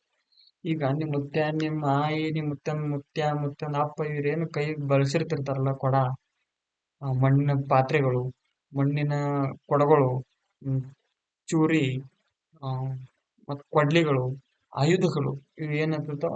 ಮತ್ತ ಅವರು ಹೊರಡಿಸಿದಂತಹ ಕೆಲವು ಆ ಕಾಲದಲ್ಲಿ ರಾಜರಾಗಿರ್ತಿರ್ತಕ್ಕಂಥ ಕೆಲವರು ಅವರು ಹೊರಡಿಸಿದಂತಹ ನಾಣ್ಯಗಳು ಮತ್ತು ಶಾಸನಗಳು ಇವೆಲ್ಲಿ ಬರ್ತವೆ? ಎಲ್ಲ ಪುರಾತತ್ವ ಆಧಾರಗಳಲ್ಲಿ ಬರ್ತವೆ. ನೋಡ್ರಿ, ಹಿಂದಿನ ಮಾನವರು ನಿರ್ಮಿಸಿದ ಅಥವಾ ಬಳಸಿದ ಭೌತಿಕ ವಸ್ತುಗಳ ಅವಶೇಷಗಳೇ ಪುರಾತತ್ವ ಆಧಾರಗಳು. ಅವ್ರು ಬಳಸಿದ್ದು ಮತ್ತು ನಿರ್ಮಿಸಿದ್ದು. ಭೂಮಿಯ ಒಳಗೆ ಹುದುಗಿ ಹೋಗಿರುವ ಅವಶೇಷಗಳನ್ನು ಉತ್ಖನದ ಮೂಲಕ ಹೊರತೆಗೆಯಲಾಗುತ್ತದೆ. ಈಗ ಭೂಮಿ ಒಳಗೆ ಇಟ್ಟಿರ್ತಾರೆ ಕೆಲವರು. ಆವಾಗ ಈಗ ಬ್ಯಾಂಕ್ಗಳು ಇದ್ದು, ಈಗೆಲ್ಲ ಬ್ಯಾಂಕ್ಗಳು ಬಂದಾವ, ಅಲ್ಲಿ ಇಲ್ಲಿ ಫೈನಾನ್ಸ್ಗಳು ಬಂದಾವ, ಮತ್ತ ಡಿಪಾಸಿಟ್ ಇಡಕ್ಕೆ ಕೆಲವು ಸ್ಥಳಗಳನ್ನ ಮಾಡ್ತಾರೆ. ಆದ್ರೆ ಹಿಂದಿನ ಕಾಲದಲ್ಲಿ ಹಂಗಿರ್ಲಿಲ್ಲ. ಯಾರೋ ದರೋಡೆಕೋರರು ಬಂದು ದರೋಡೆ ಮಾಡ್ತಾರಂತ ಹೇಳಿ ಹಿಂದಿನ ಕಾಲದವ್ರು ಏನ್ ಮಾಡ್ತಿದ್ರು? ಭೂಮಿ ಅಗದು ಭೂಮಿ ಒಳಗೆ ಇಡ್ತಿದ್ರು. ಆ ಭೂಮಿ ಒಳಗೆ ಇದ್ದಂತಹ ಅವಶೇಷಗಳನ್ನು ನಾವು ಅದನ್ನ ಅಗದು ಅಂದ್ರೆ ಕೆದರಿ ಏನ್ ನಾವು ಮ್ಯಾಲ ತೆಗಿತೀವಲ್ಲ, ಅದಕ್ಕ ನಾವ್ ಏನಂತ ಕರಿತೀವ್ರಿ? ಉತ್ಖನನ ಅಂತ ಕರಿತೀವಿ. ಎಸ್, ಉತ್ಖನನ ಅಂತ ಕರಿತೀವಿ. ಅದನ್ನ ಉತ್ಖನನದ ಮೂಲಕ ಹೊರತೆಗೆಯಲಾಗುತ್ತದೆ. ನೋಡ್ರಿ, ಹೊರಗೆ ತೆಗೆಯಲಾಗುತ್ತದೆ. ಪುರಾತತ್ವ ಆಧಾರಗಳ ವ್ಯಾಪ್ತಿಗೆ ಪುರಾತತ್ವ ಆಧಾರಗಳ ವ್ಯಾಪ್ತಿಗೆ ಇವಾಗ ಬರ್ತಾವಂದ್ರ, ಒಂದು ಚೂರುಗಳು ಬರ್ತಾವ, ನಾಣ್ಯಗಳು ಬರ್ತಾವ, ಶಾಸನಗಳು ಬರ್ತಾವ, ಸ್ಮಾರಕಗಳು ಬರ್ತಾವ ಮತ್ತು ಇತರ ಅವಶೇಷಗಳು ಒಳಗೊಂಡಿವೆ. ಎಸ್, ನೋಡ್ರಿ, ಉತ್ಖನನ ಎಂದರೆ ಏನು ಹೇಳಿ ನಿಮ್ಮನ್ನು ಹೇಳಿನಿ, ಇನ್ನೊಂದ್ಸಲ ಹೇಳ್ತೀನಿ ನೋಡ್ರಿ. ಉತ್ಖನನ ಅಂದ್ರೆ ಏನಂದ್ರ, ಉತ್ಖನನ ಎಂದರೆ ಮಾನವನ ಪ್ರಾಚೀನ ಅವಶೇಷ ಅಥವಾ ಪಳೆಯುಳಿಕೆಗಳು. ಎಸ್, ಪಳೆಯುಳಿಕೆಗಳು ಅವುಗಳನ್ನು ಹೊರತೆಗೆಯಲು ನಡೆಸುವ ವೈಜ್ಞಾನಿಕ ಭೂ ಅಗೆತ, ಬ್ರಷ್,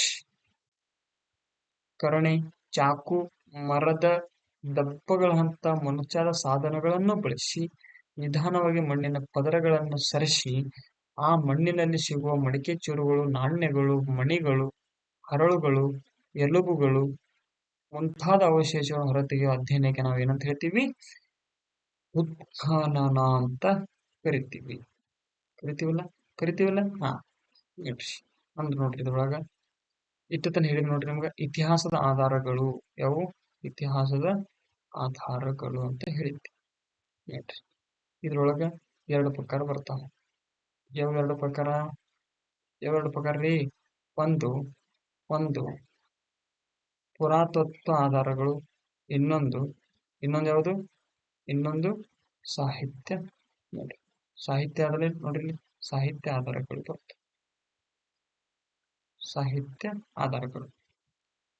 ಸಾಹಿತ್ಯ ಆಧಾರ ಒಳಗ ಒಂದು ಲಿಖಿತ ಸಾಹಿತ್ಯ ಬರ್ತದ, ಇನ್ನೊಂದು ಮೌಖಿಕ ಸಾಹಿತ್ಯ. ನೋಡ್ರಿ, ಸಾರಿ,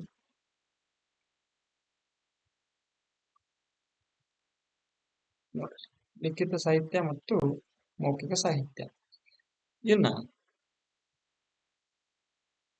ಈ ಲಿಖಿತ ಸಾಹಿತ್ಯದೊಳಗ ಒಂದು ದೇಶೀಯ ಸಾಹಿತ್ಯ, ಇನ್ನೊಂದು ವಿದೇಶಿ ಸಾಹಿತ್ಯ. ದೇಶೀಯ ಸಾಹಿತ್ಯ ಅಂದ್ರೇನು? ದೇಶೀಯ ಸಾಹಿತ್ಯ ಅಂದ್ರೆ ಏನಂದ್ರ ನಮ್ಮದೇ ದೇಶದವರು ಬರೆದಂತಹ ಪುಸ್ತಕ. ನಮ್ಮ ದೇಶದವರು. ವಿದೇಶ ಅಂದ್ರ ಹೊರಗಿನಿಂದ ಬಂದವರು, ವ್ಯಾಪಾರಿಗಳು, ಪ್ರವಾಸಿಗರು ಮತ್ತು ರಾಯಭಾರಿಗಳು, ಇವರು ಬರೆದಂತಹ ವಿದೇಶ ಸಾಹಿತ್ಯ ಅಂತ ಹೇಳ್ತೀವಿ. ಇನ್ನೊಂದು ನೋಡ್ರಿ, ಮೌಖಿಕ ಸಾಹಿತ್ಯದೊಳಗ ಲಾವಣಿಗಳು ಬರ್ತಿರ್ತಾವ ಮತ್ತು ಜಾನಪದ ಕಥೆಗಳು ಬರ್ತಿರ್ತಾವ. ಎಸ್, ಬರ್ತಾವಿಲ್ರಿ? ಬರ್ತಾವಲ್ಲ? ಬರ್ತಾವ. ಮತ್ತೆ ಬರ್ತಾವ? ಐತಿಹ್ಯಗಳು ಬರ್ತಾವ ಮತ್ತ ಸ್ಮಾರಕಗಳು ಬರ್ತಾವ. ಎಸ್, ಮತ್ತ ನಾಣ್ಯಗಳು ಬರ್ತಾವ, ಮತ್ತ ಶಾಸನಗಳು ಬರ್ತಾವ, ಮತ್ತೇನು ಬರ್ತಾವ? ಇತರ ಅವಶೇಷಗಳು ಕೂಡ ಇಲ್ಲಿ ಕಂಡು ಬರ್ತಾವ. ನೋಡ್ರಿ, ಗೊತ್ತಾಯ್ತಾ? ಇತಿಹಾಸದ ಕಾಲಗಣನೆ ನಾವು ಏನಂತ ಅನ್ಕೋತೀವಿ? ಇತಿಹಾಸದ ಕಾಲಗಣನೆ ಅಂದ್ರೆ ಮತ್ತೆ ಇತಿಹಾಸದೊಳಗೆ ಕಾಲ ಬರ್ತೇವೆ. ಕಾಲ ಅಂದ್ರೆ ನಮ್ ಕಾಲ ಅಲ್ರಿ, ಎಮ್ಮಿ ಕಾಲಲ್ಲ, ದನದ ಕಾಲಲ್ಲ, ಕುರಿ ಕಾಲಲ್ಲ, ಕೋಳಿ ಕಾಲಲ್ಲ, ಈ ಕಾಲಲ್ಲ. ಕಾಲಗಣನೆ ಈ ನೋಡ್ರಿ ಫಾರ್ ಎಕ್ಸಾಂಪಲ್ 2015 ಹುಟ್ಟಿದೆ ಅಂತ ಇಟ್ಕೊ. 2025 ಇದು ನಡುವೆ ಏನಿರ್ತದೆ ಇದು ಕಾಲಗಣನೆ. ಏನು ಇದು ಕಾಲಗಣನೆ, ಕರೆಕ್ಟ್ ಅಲ್ಲ? ಹಾ, ಇದು ಕಾಲಗಣನೆ ಆಗಿದೆ. ಇತಿಹಾಸದ ಇಲ್ಲಿ ಏನ್ ಕೇಳೋಣ, ಇತಿಹಾಸದ ಕಾಲಗಣನೆ ಬಗ್ಗೆ ಹೇಳೋಣ ನೋಡ್ರಿ.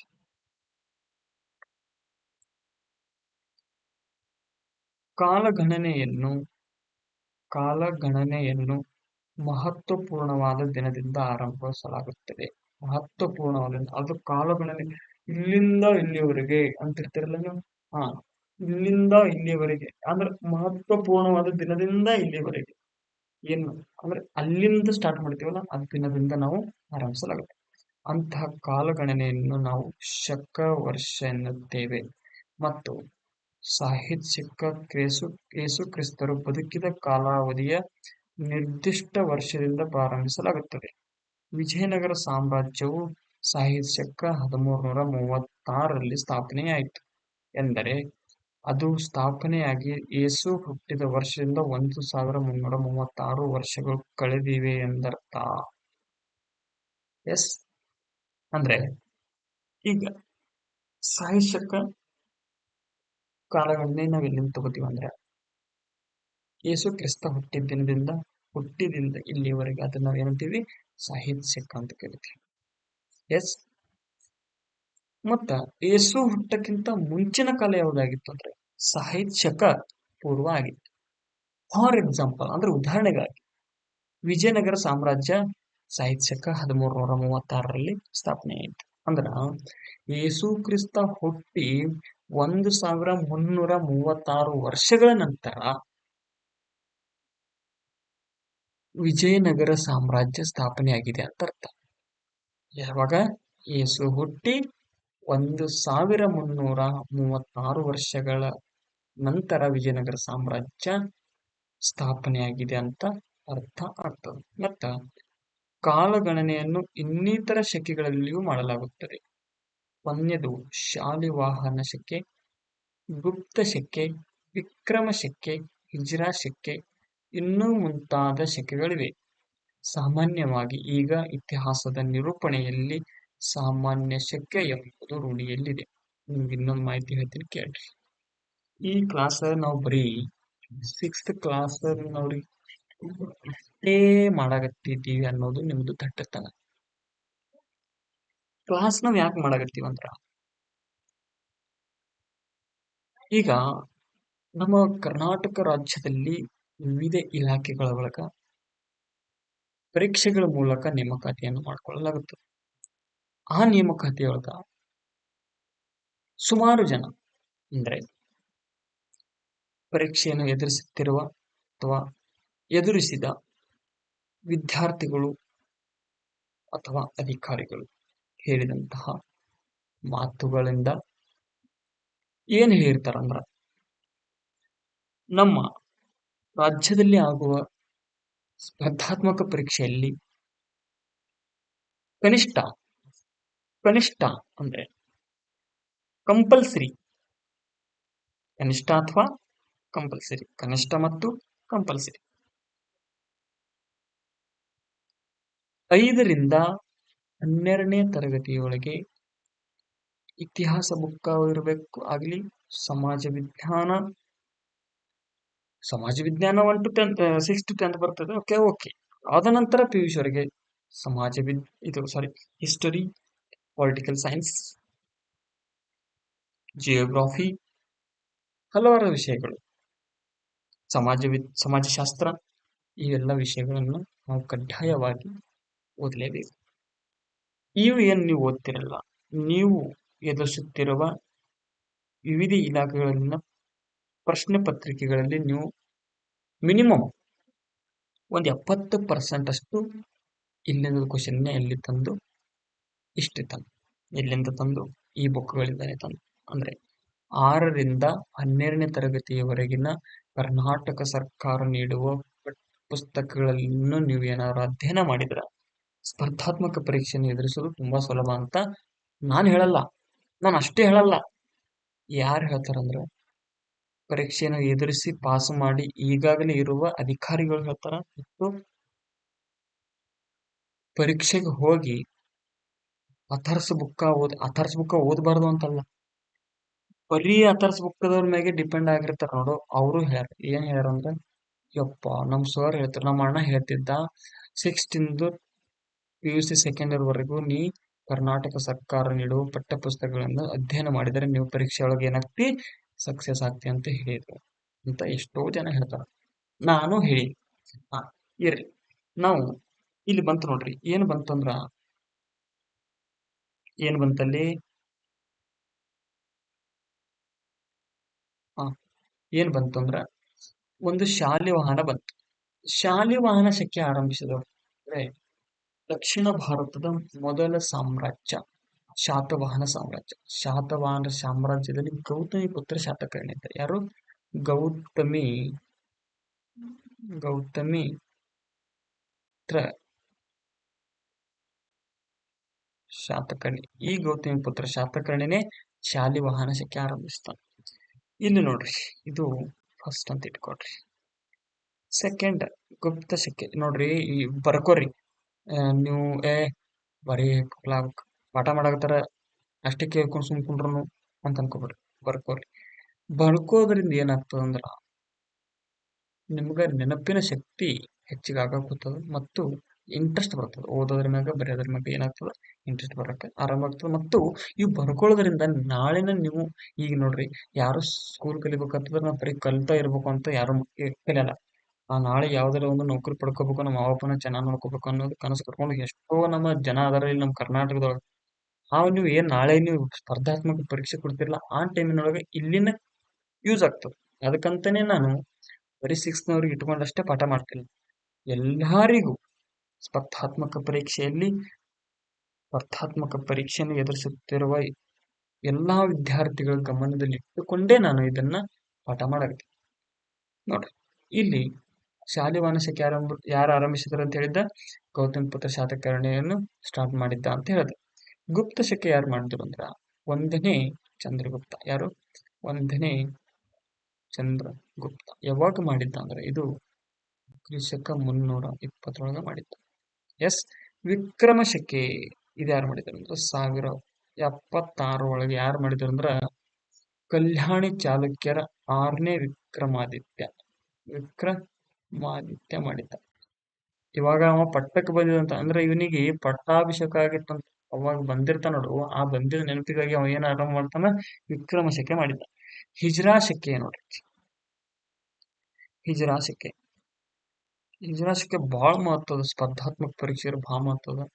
ಈಗ ಮೊಹಮ್ಮದ್ ಪೈಗಂಬರ್ ಇವರು ಮುಸ್ಲಿಮರ ಗುರು ಅಂತ ಹೇಳ್ತೀವಿ. ಈ ಮುಸ್ಲಿಮರ ಗುರುಗಳು 610 ಒಳಗ ಮೆಕ್ಕಾದ ಒಂದು ಹಿರಾ ಬೆಟ್ಟದೊಳಗೆ ಏನಾಗಿರ್ತಾರ, ಧ್ಯಾನಕ್ಕೆ ಕುಂತಾಗ ಅವರಿಗೆ ಧ್ಯಾನ ಸನ್ನಿಧ ಆಗ್ತದೆ. ಆದ್ಮೇಲೆ ಆ ಧರ್ಮ ಸ್ಥಾಪನೆ ಮಾಡ್ತಾರೆ. ಯಾವ ಧರ್ಮ? ಇಸ್ಲಾಂ ಧರ್ಮ ಸ್ಥಾಪನೆ ಮಾಡ್ತಾರೆ. ಇಸ್ಲಾಂ ಧರ್ಮ ಸ್ಥಾಪನೆ ಮಾಡಿದಾಗ ಅವರಿಗೆ ಅಲ್ಲಿ ಮೆಕ್ಕಾದಿಂದ ಜನ ಏನ್ ಮಾಡ್ತಾರ ಅಂತಂದ್ರ, ಇದು ಧರ್ಮ ಒಳ್ಳೇದಲ್ಲ, ಇವ್ರು ಹೇಳಿದೆಲ್ಲ ಸುಳ್ಳು ಅಂತ ಹೇಳಿ ಮೆಕ್ಕಾದ ಜನರು ಏನ್ ಮಾಡ್ತಾರಂತಂದ್ರ ಮೊಹಮ್ಮದ್ ಪೈಗಂಬರ್ ಅವರಿಗೆ ವಿರೋಧ ಮಾಡಕ್ಕೆ ಆರಂಭಿಸ್ತಾರ. ವಿರೋಧ ಅಷ್ಟೇ ಅಲ್ಲ, ಮೊಹಮ್ಮದ್ ಪೈಗಂಬರಿಗೆ ನಾವು ಏನಾದ್ರು ಮಾಡಿ ಸಾಯಿಸಬೇಕು, ಕೊಲೆ ಮಾಡ್ಬೇಕು, ಸಾಯಿ ಹೊಡಿಬೇಕು ಅಂತೇಳಿ ಏನ್ ಮಾಡ್ತಾರ, ಸಂಚು ಹೂಡುತ್ತಿದ್ದಾಗ ಅದು ಯಾರಿಗ್ ಗೊತ್ತಾಗ್ತದ? ಮೊಹಮ್ಮದ್ ಪೈಗಂಬರ್ಗಳಿಗೆ ಗೊತ್ತಾಗ್ತದೆ. ಈ ಮೊಹಮ್ಮದ್ ಪೈಗಂಬರಿಗೆ ಗೊತ್ತಾದಾಗ ಅವ್ರು ಏನ್ ಮಾಡ್ತಾರಂದ್ರ ಸಾವಿರದಲ್ಲ 622 ಏನ್ ಮಾಡ್ತಾರಂದ್ರ ಅವರು ಮೆಕ್ಕಾದಿಂದ ಮದಿನಾಕ್ಕೆ ಹೋಗ್ತಾರ. ಮೊಹಮ್ಮದ್ ಪೈಗಂಬರ್ ಅವ್ರು ಹುಟ್ಟಿದ್ದು 570 ಮೆಕ್ಕಾದೊಳಗೆ. ಅಲ್ಲಿ ಇಸ್ಲಾಂ ಧರ್ಮ ಸ್ಥಾಪನೆ ಮಾಡ್ತಾರೆ. ಅಲ್ಲಿನ ಜನ ಇಸ್ಲಾಂ ಧರ್ಮಕ್ಕೆ ವಿರೋಧ ಮಾಡಿದಾಗ ಅವನಿಗೆ ಏನ್ ಗೊತ್ತಾಗ್ತದೆ, ಮೆಕ್ಕದ ಜನ ನನಗೆ ಏನ್ ಮಾಡೋರ, ಜೀವ ಹೊಡೆಯೋರ, ಸಾಯಿ ಹೊಡೆಯೋರ, ಕೊಲೆ ಮಾಡೋರ ಅಂತ ಅನ್ಕೊಂಡು ಮೊಹಮ್ಮದ್ ಪೈಗಂಬರ್ ಅವರು ಸಾಯಿಸಿದ 622ರಲ್ಲಿ ಮೆಕ್ಕಾದಿಂದ ಮದಿನಾಕ ಹೋಗ್ತಾರೆ. ಎಲ್ಲಿ ಹೋಗ್ತಾರ? ಮೆಕ್ಕಾದಿಂದ ಮದಿನಾಕ ಹೋಗ್ತಾರೆ. ಇವ ಏನು ಮೆಕ್ಕಾದಿಂದ ಮದಿನಾಕ ಹೋಗಿರ್ತಾನಲ್ಲ, ಯಾವ ವರ್ಷ ಹೋಗಿರ್ತಾನಲ್ಲ, ಅದನ್ನೇ ಮುಸ್ಲಿಮರು ಹಿಜ್ರಾ ಶಕೆ ಎಂದು ಹೇಳ್ತಾರೆ. ಈ ಮುಸ್ಲಿಮರ ಕ್ಯಾಲೆಂಡರ್ ಏನಿರ್ತದಲ್ಲ, ಆ ಮುಸ್ಲಿಮರ ಕ್ಯಾಲೆಂಡರ್ ಈ ಹಿಜ್ರಾ ಶಕೆ ಎನ್ನುವ ವರ್ಷದ ಮೇಗೆನೆ ಈ ಹಿಜ್ರಾ ಶಕೆ ವರ್ಷದ ಆಧಾರಿತವಾಗಿನೇ ಮುಸ್ಲಿಂ ಕ್ಯಾಲೆಂಡರ್ ಅದ. ಮುಸ್ಲಿಂ ಕ್ಯಾಲೆಂಡರ್ ಒಳಗೆ ಎಷ್ಟು ದಿನ ಬರ್ತಾವ ಅಂದ್ರ 354 ದಿನ ಬರ್ತಾವ. ಎಷ್ಟು ದಿನ ಬರ್ತಾವ? 354 ದಿನ ಇರ್ತಾವ. ಹೇಳ್ದ. ಹ, ಈಗ ನೋಡ್ರಿ, ಸಾಮಾನ್ಯವಾಗಿ ಈಗ ಇತಿಹಾಸ ನಿರೂಪಣೆಯಲ್ಲಿ ಸಾಮಾನ್ಯ ಶಕೆ ಎಂದು ರೂಢಿಯಲ್ಲಿದೆ.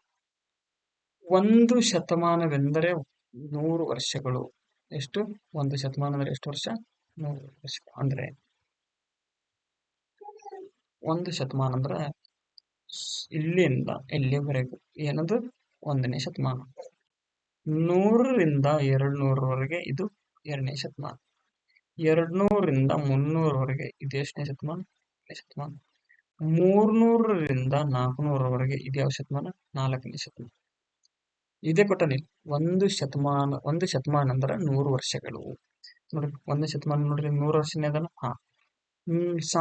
ಸಾಮಾನ್ಯವಾಗಿ 21ನೇ ಶತಮಾನದವರು. 21ನೇ ಶತಮಾನ ಅಂದ್ರೆ ಇಲ್ಲಿ 2100 ಬರಬೇಕು, ಇಲ್ಲಿ 2000 ಬರಬೇಕು. ನಾವು ಇದ್ದೇವಲ್ಲ ಈಗ ಇಲ್ಲಿ ನೋಡಿದ್ರೆ ಮಧ್ಯಾಹ್ನ ಇದೆಯಲ್ಲ 2025. ಹಾಗಾಗಿ ನಾವು ಈಗ ಎಷ್ಟನೇ ಶತಮಾನದವರು ಇದ್ದೀವಿ? 21ನೇ ಶತಮಾನದವರು ಇದ್ದೀವಿ. ನೋಡ್ರಿ, 21ನೇ ಶತಮಾನ ಎಲ್ಲಿಂದ ಆರಂಭ ಆಗ್ತದ ಅಂತ ನೋಡ್ರಿ. 2001ರಿಂದ 2100ರವರೆಗೆ ಇದು 21ನೇ ಶತಮಾನ. ಇನ್ನೊಂದ್ಸಲ ಹೇಳ್ತೀನಿ ಕೇಳ್ರಿ, ಇಲ್ಲಿ ಸ್ವಲ್ಪ ಮಿಸ್ಟೇಕ್ ಆಗ್ಬಿಟ್ಟದ. ಏನ್ ಮಿಸ್ಟೇಕ್ ಆಗ್ಯದಂದ್ರ,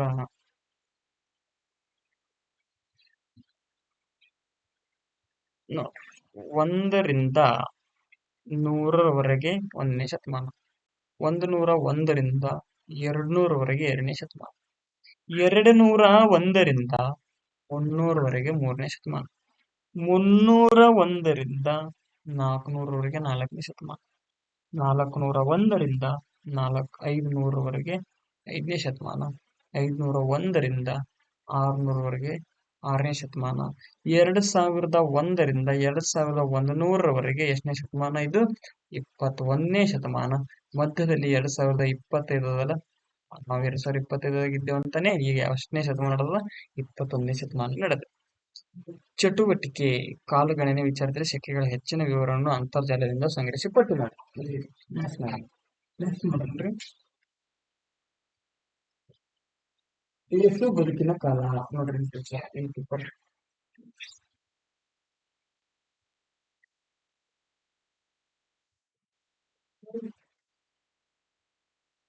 ಯೇಸು ಬದುಕಿದ ಕಾಲಾವಧಿ ನಿರ್ದಿಷ್ಟ ವರ್ಷ. ನೋಡ್ರಿ, ಐತಿ ನೋಡ್ರಿ. ಒಂದ್ ನಿಮಿಷ ತಡ್ರಿ. ಹಾ,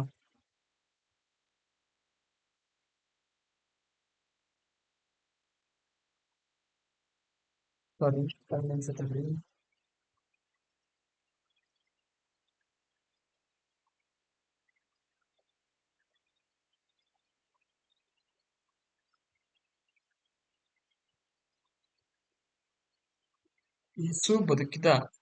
ಯೇಸು ಬದುಕಿದ ಕಾಲಾವಧಿ ನಿರ್ದಿಷ್ಟ ವರ್ಷ.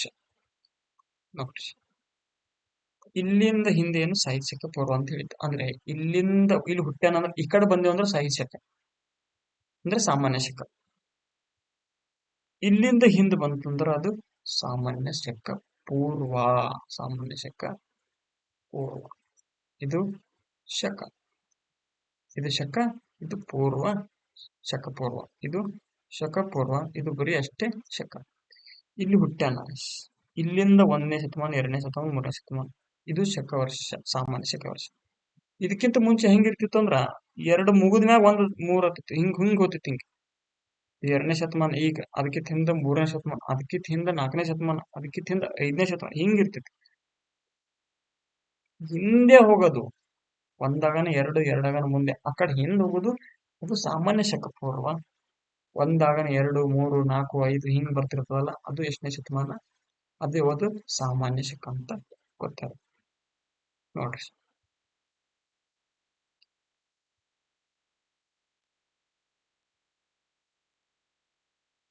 ಇಸ್ವಿಗಳು ಇಸ್ವಿಗಳು ಮಾನವನ ಪ್ರಗತಿಯನ್ನು ಅರ್ಥ ಮಾಡಿಕೊಳ್ಳಲು ಸಹಾಯ ಮಾಡುತ್ತವೆ. ಇಸ್ವಿಯನ್ನು ಮಾನವನ ಪ್ರಗತಿಯನ್ನು ಅರ್ಥ ಮಾಡಿಕೊಳ್ಳಲು ಸಹಾಯ ಮಾಡ್ತಾವೆ. ಮತ್ತು ಘಟನೆಗಳು ನಡೆದ ಕಾಲಕ್ರಮಗಳನ್ನು ತಿಳಿಸುವುದೇ ಇಸ್ವಿಗಳನ್ನು ಸೂಚಿಸುವ ಉದ್ದೇಶವಾಗಿದೆ. ಇಸ್ವಿಗಳನ್ನು ಕಂಠಪಾಠ ಮಾಡುವುದಕ್ಕಾಗಿ ಮಾತ್ರವೇ ಹೇಳಲಾಗಿಲ್ಲ. ಕಂಠಪಾಠ ಮಾಡಕ್ಕೆ ಮಾತ್ರ ಇಸ್ವಿಗಳನ್ನು ಹೇಳಿಲ್ಲ. ನೋಡ್ರಿ ನೆಕ್ಸ್ಟ್ ನೋಡ್ರಿ, ಆರಂಭಿಕ ಸಮಾಜ. ಇತಿಹಾಸದ ಪರಿಚಯ ಐತಲ್ಲ, ಇದಾಗನ ಆರಂಭಿಕ ಸಮಾಜ. ಯಾವುದು? ಆರಂಭಿಕ ಸಮಾಜ. ಸಾಮಾನ್ಯವಾಗಿ ಇತಿಹಾಸವನ್ನು 3 ಪ್ರಧಾನ ಕಾಲಗಳಾಗಿ ವರ್ಗೀಕರಿಸಿಕೊಳ್ಳಬಹುದು.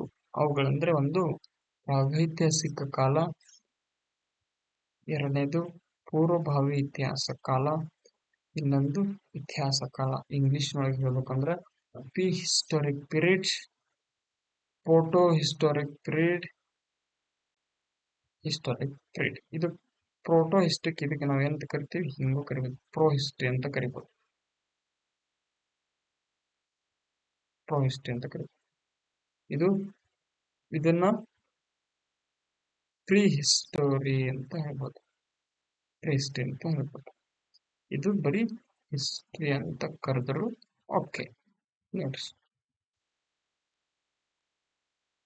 ಮಾನವರ ಇತಿಹಾಸದಲ್ಲಿ ಪ್ರಾಗೈತಿಹಾಸಿಕ ಕಾಲವೇ 99% ನಿಮ್ಗೆ ಗೊತ್ತಿರ್ಲಿ.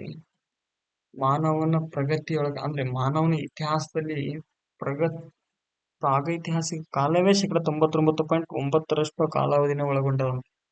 ಬರೀ ಪ್ರಾಗೈತಿಹಾಸಿಕ ಕಾಲ 99.9% ಪ್ರಾಗೈತಿಹಾಸಿಕ ಕಾಲವೇ ಮಾನವನ ಇತಿಹಾಸದಲ್ಲಿ ಒಳಗೊಂಡದಂತ. ಆದ್ರೆ ಆ ಕಾಲದ ಕುರಿತು ಅಧ್ಯಯನ ಮಾಡಲು ಇರುವ ಆಧಾರಗಳು ಬಹಳ ಕಡಿಮೆ. 99.9% ಅಲ್ಲಿದೆ ಅದ, ಆದ್ರೆ ಆ ಕಾಲದೊಳಗೆ ಅಧ್ಯಯನ ಮಾಡಕ್ಕ ಆಧಾರಗಳೇ ಬಹಳ ಕಡಿಮೆ ಅದ. ಆದ್ದರಿಂದ ಇತಿಹಾಸದಲ್ಲಿ ಪ್ರಾಗೈತಿಹಾಸಿಕ ಕೊಟ್ಟಿರುವ ಸ್ಥಳಾವಕಾಶವು ಕಡಿಮೆ, ಅಂದ್ರೆ ಅದಕ್ಕೆ ಕಿಮ್ಮತ್ತನೇ ಜಾಸ್ತಿ, ಸ್ಥಳಾವಕಾಶ ಕೂಡ ನಾವು ಕೊಟ್ಟಿಲ್ಲ. ಮೇಲಿನ 3 ಕಾಲಗಳನ್ನು ವರ್ಗೀಕರಿಸಲು ಬಳಸುವ ಮಾನದಂಡವೇ ಅಕ್ಷರ ಜ್ಞಾನ. ಎಸ್ ನೋಡ್ರಿ, ಅಕ್ಷರ ಪರಿಚಯವೇ ಇಲ್ಲದ ಕಾಲಘಟ್ಟವನ್ನು, ಅಕ್ಷರ ಇಲ್ಲದ ಪರಿಚಯ, ಓದಾಕನು ಬರಲ್ಲ, ಬರೆಯಕನು ಬರಲ್ಲ, ಇಷ್ಟೇ ಯಾಕ ಅಕ್ಷರಗಳೇ ಇಲ್ಲ, ಅಂಥ ಕಾಲಾವಧಿಯನ್ನು ನಾವು ಏನಂತ ಕರಿತೀವಿ ಅಂತಂದ್ರ ಪ್ರಾಗೈತಿಹಾಸಿಕ ಕಾಲ ಅಂತ ಕರಿತೀವಿ. ಎಸ್ ಅಂದ್ರ ಅಕ್ಷರಗಳಿಲ್ಲ, ಓದೋದು ಬರೆಯೋದು ಬಿಡು, ಅಕ್ಷರಗಳೇ ಇಲ್ಲ ಅಂತ ಕಾಲಾವಧಿ ನಾವೇನಂತ ಕರಿತೀವಿ? ಪ್ರಾಗೈತಿಹಾಸಿಕ ಕಾಲ ಅಂತ ಕರಿತೀವಿ. ಉದಾಹರಣೆ ಏನಂದ್ರ, ಪ್ರಾಗೈತಿಹಾಸಿಕ ಕಾಲಕ್ಕೆ ಉದಾಹರಣೆ ಏನಂದ್ರ ಶಿಲಾಯುಗಗಳು. ಶಿಲಾಯುಗಗಳು ಒಂದು ಪ್ರಕಾರಗಳು ಎಷ್ಟದ ಅಂದ್ರ, ಹಳೆ ಶಿಲಾಯುಗ, ಮಧ್ಯ ಶಿಲಾಯುಗ, ಮತ್ತೊಂದು ನವ ಶಿಲಾಯುಗ. ಈ 3 ಎದ್ರೊಳಗೆ ಬರ್ತಾವ ಅಂತಂದ್ರ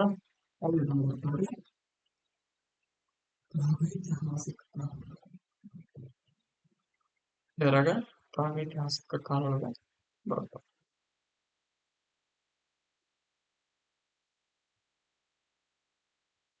ಇನ್ನು ನೆಕ್ಸ್ಟ್ ಏನದಂತ,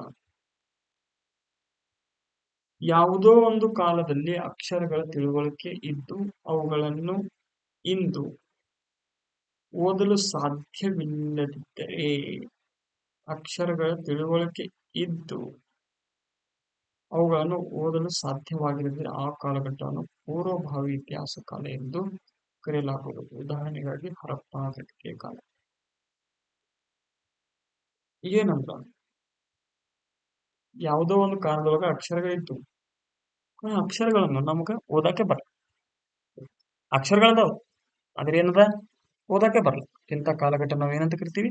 ಪೂರ್ವಭಾವಿ ಅಂದ್ರೆ ಪ್ರೋ ಹಿಸ್ಟರಿ ಅಂತ ಕರಿತೀವಿ. ಪ್ರೋ ಹಿಸ್ಟರಿ ಇದಕ್ಕೆ ಸಂಬಂಧ ಅಂದ್ರೆ ಪೂರ್ವಭಾವಿ ಇತಿಹಾಸ ಕಾಲಕ್ಕೆ ಉದಾಹರಣೆ ಏನೋದಂದ್ರ ಅದೇ ಯಾವತ್ತ ಹರಪ್ಪ ನಾಗರಿಕತೆ. ಯಾವುದು? ಹರಪ್ಪ ನಾಗರಿಕತೆ. ಯಾವ ಕಾಲಘಟ್ಟವನ್ನು ನೋಡ್ರಿ, ನೆಕ್ಸ್ಟ್ ನೋಡ್ರಿ, ಯಾವ ಕಾಲಘಟ್ಟದಲ್ಲಿ ಅಕ್ಷರ ಪರಿಚಯವಿದೆಯೋ ಆ ಅಕ್ಷರಗಳನ್ನು ಇಂದು ಓದಲಾಗುವುದು ಇಂದು ಓದಲಾಗುವುದು ಆ ಕಾಲವನ್ನು ಇತಿಹಾಸ ಕಾಲ ಎಂದು ಕರೆಯುತ್ತೇವೆ. ಎಸ್, ನೋಡ್ರಿ, ಅಕ್ಷರಗಳನ್ನು ಅದಾವ, ಅದು ನಾವು ಈಗ ಓದಕ್ಕೂ ಬರ್ತದೆ. ಇದಕ್ಕೆ ನಾವ್ ಏನಂತ ಕರಿತೀವಿ? ಇತಿಹಾಸ ಕಾಲ. ಇತಿಹಾಸ ಕಾಲ ಅಂದ್ರೆ ಇಂಗ್ಲಿಷ್ದಾಗ ಏನು? ಹಿಸ್ಟ್ರಿ. ಹಿಸ್ಟ್ರಿ ಈಗ ಏನಂತೀವಿ? ಇದು ಹಿಸ್ಟ್ರಿ. ಓದಕ್ಕ ಬರ್ಯಾಕ ಅಕ್ಷರಗಳು ಅದಾವ, ಓದಕ್ಕೂ ಬರ್ತದೆ. ಇದಕ್ಕೆ ನಾವೇನಂತೀವಿ? ಇತಿಹಾಸ ಅಥವಾ ಹಿಸ್ಟ್ರಿ ಅಂತ ಕರಿತೀವಿ. ನೋಡ್ರಿ, ಜೀವ ವಿಕಾಸದ ಹಾದಿಯಲ್ಲಿ ಮೊದಲು ಏಕಕೋಶ ಜೀವಿಗಳು, ನಂತರ ಮಧ್ವಂಗಿಗಳು. ನೋಡ್ರಿ, ಜೀವ ವಿಕಾಸದ ಹಾದಿಯಲ್ಲಿ ಮೊದಲು ಏಕಕೋಶ ಜೀವಿಗಳು, ನಂತರ ಮಧ್ವಂಗಿಗಳು. ಮೊದಲ ಬಾರಿಗೆ ಯಾವ್ದಾಗ್ಯಾವ?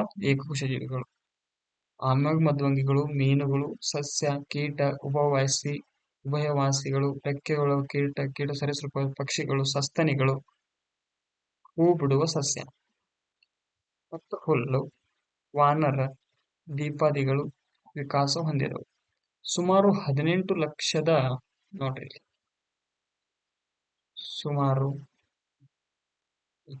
ಸುಮಾರು 18 ಲಕ್ಷ ವರ್ಷಗಳ ಹಿಂದೆ ಮಾನವರ ವಿಕಾಸವಾಯಿತು. ಬಹಳ ಇಂಪಾರ್ಟೆಂಟ್ ಆಗ್ತದೆ. ಮೋಸ್ಟ್ ಇಂಪಾರ್ಟೆಂಟ್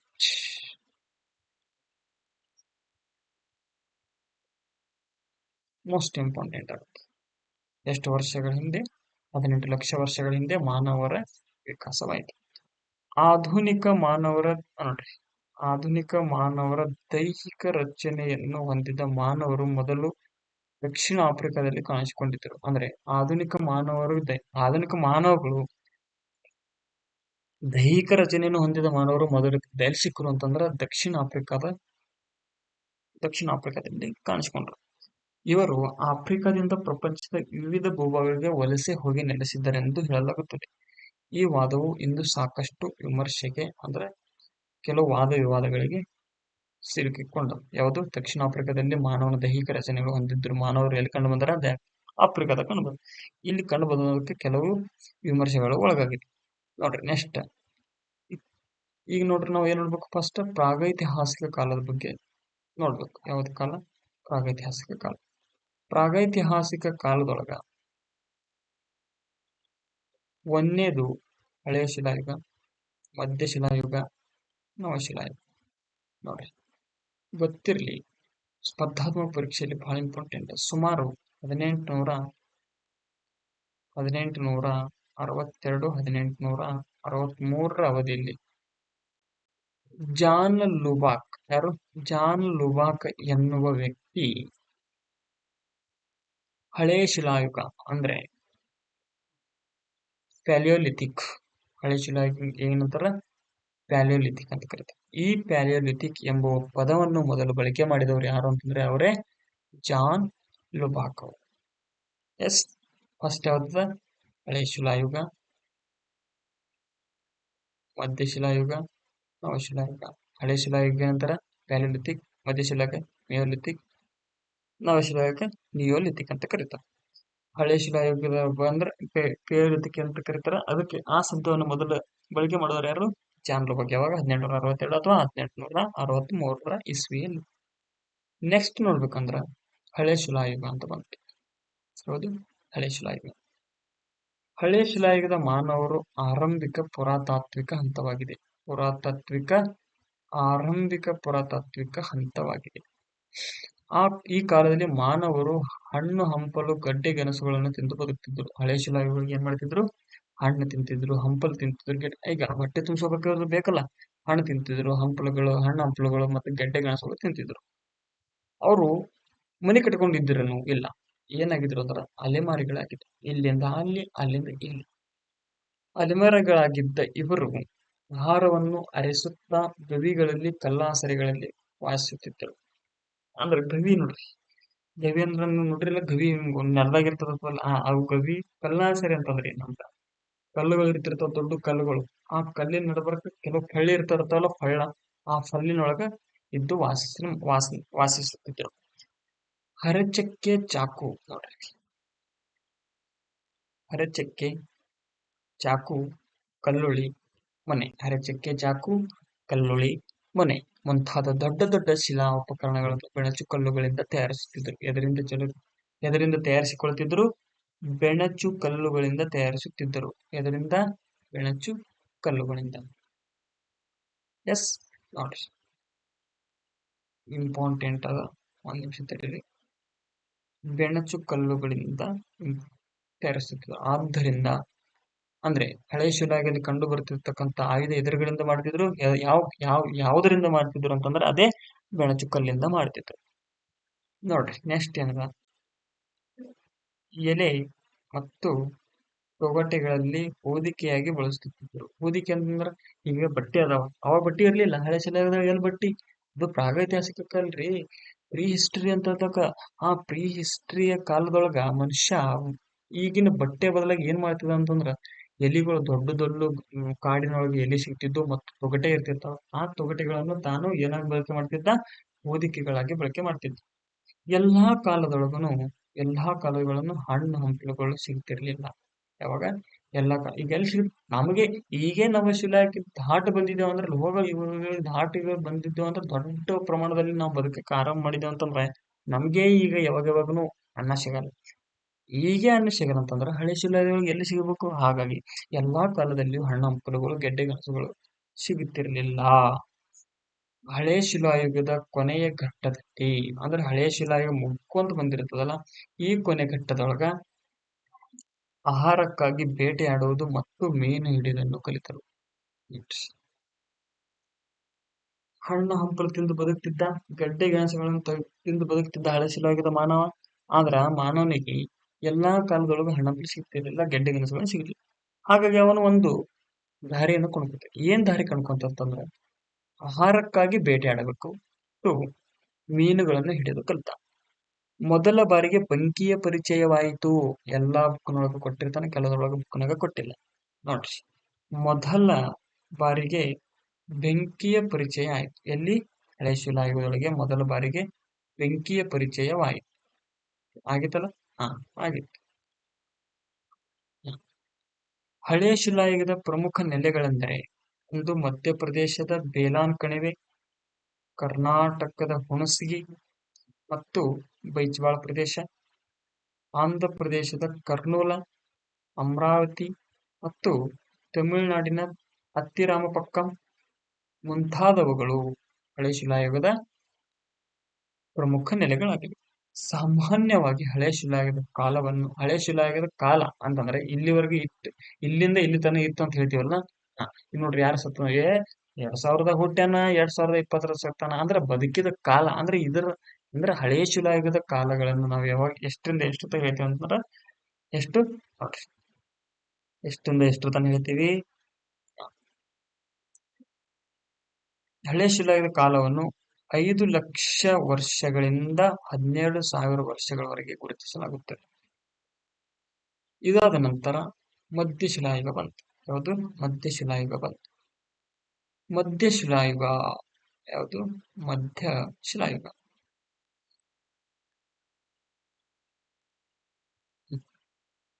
ಮಧ್ಯಶಿಲಾಯುಗ ಇದು ಹಳೆಯ ಶಿಲಾಯುಗ ಮತ್ತು ನವಶಿಲಾ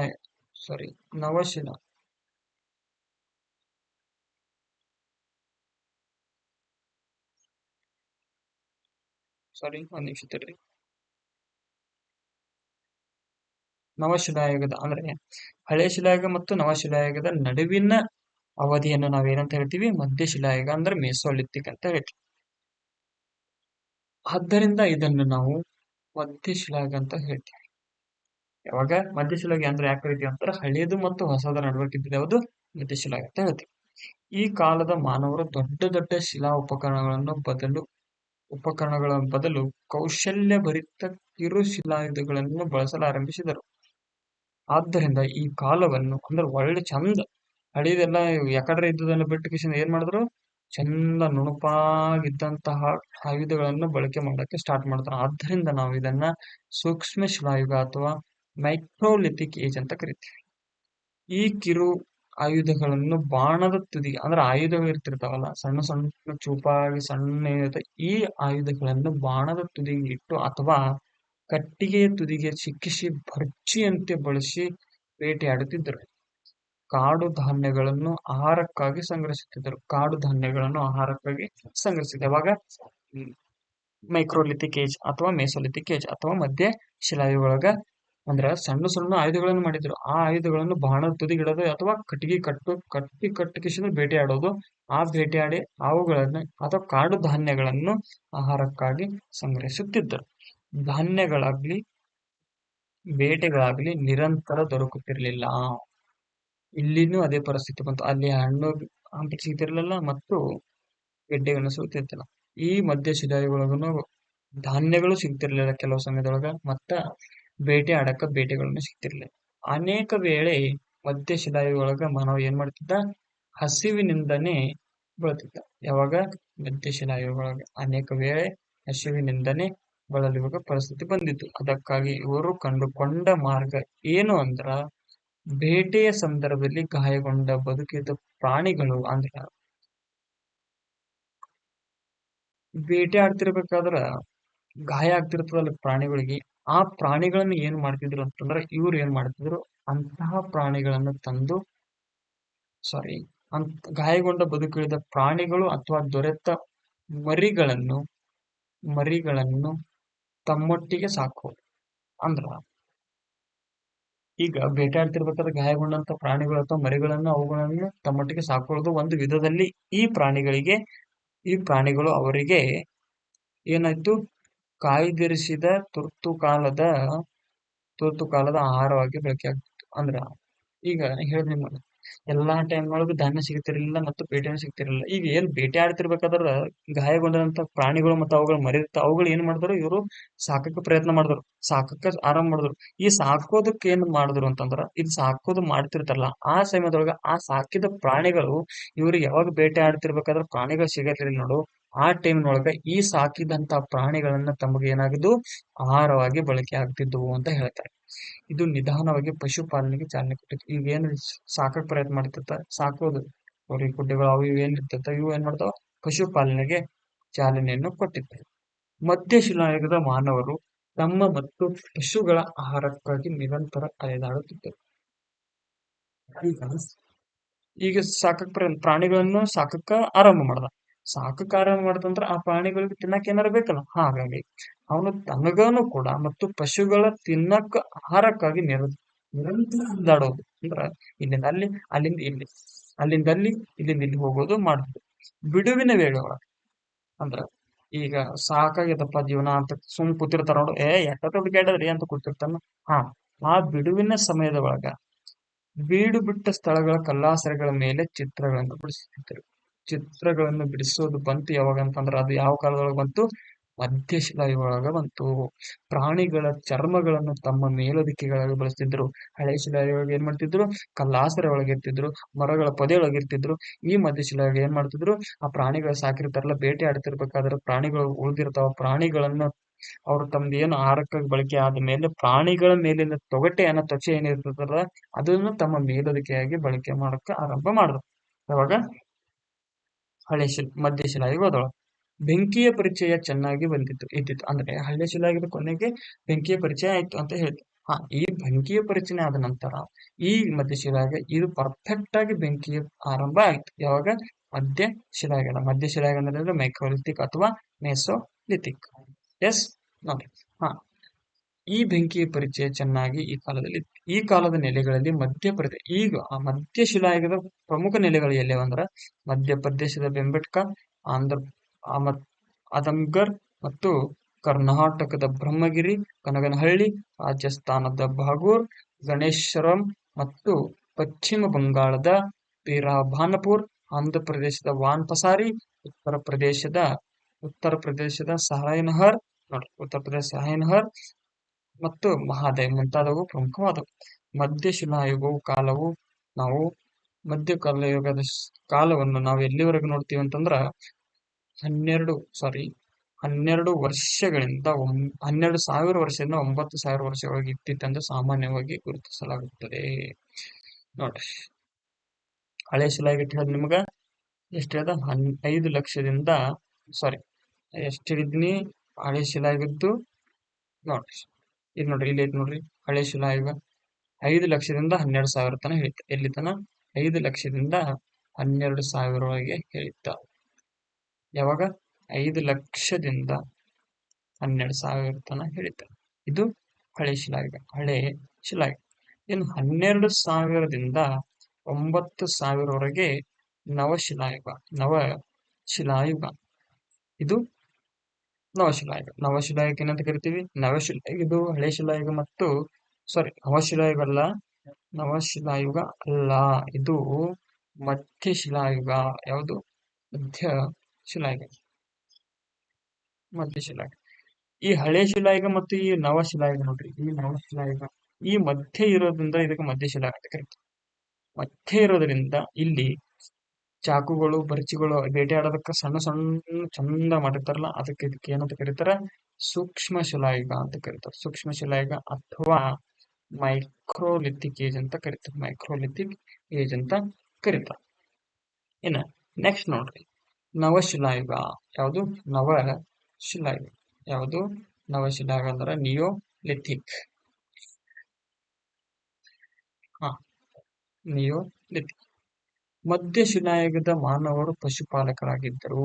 ಪಶುಪಾಲಕರಾಗಿದ್ದವಾಗ ಮಧ್ಯಶಿಲಾಯುಗದೊಳಗೆ ಅವರ ಪಶುಗಳಿಗೂ ಆಗಾಗ ಆಹಾರದ ಅಭಾವ ಸೃಷ್ಟಿಯಾಗುತ್ತಿತ್ತು. ಯಾವಾಗ? ಮಧ್ಯಶಿಲಾಯುಗದ ಒಳಗೆ. ಅಭಾವ ಅಂದ್ರೆ ಏನು? ಸಮಸ್ಯೆ. ಈ ಊಟ ಈಗನೇ ತಿನ್ನಾಕ್ ಸಿಗತ್ತೆ, ನಾನು ಅವಾಗ ಯಾವಾಗ ಸಿಗ್ಬೇಕು?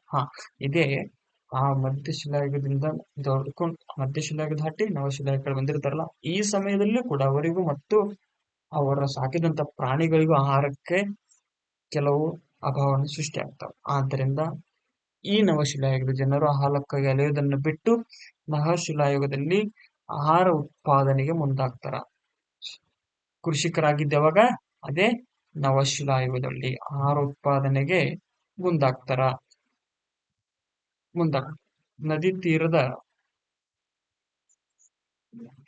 ನದಿ ತೀರದ ಪ್ರದೇಶದಲ್ಲಿ ಆಹಾರ ಉತ್ಪಾದನೆಗೆ ಮುಂದಾಗ್ತಾರ. ನದಿ ತೀರದ ಫಲವತ್ತಾದ ಮೆಕ್ಕಲು ಮಣ್ಣಿನಲ್ಲಿ ಕೃಷಿಯನ್ನು ಆರಂಭಿಸ್ತಾರ. ನದಿ ತೀರದ ನೋಡ್ರಿ, ಇಲ್ಲಿ ಕೇಳೋಣ, ಎಷ್ಟೋ ಸ್ಪರ್ಧಾತ್ಮಕ ಪರೀಕ್ಷೆ ಒಳಗೆ ಏನ್ ಕೇಳೋಣಪ್ಪ ಅಂದ್ರ, ನದಿ ತೀರದಲ್ಲಿ ಕಂಡು ಬರುತ್ತಿರ್ತಕ್ಕಂಥ ಮಣ್ಣಿನ ವಿಧ ಯಾವುದು ಅಂತ ಕೇಳೋಣ. ಅದು ಯಾವುದು? ಮಣ್ಣಿನ ವಿಧ ಅದೇ ಮೆಕ್ಕಲು ಮಣ್ಣು.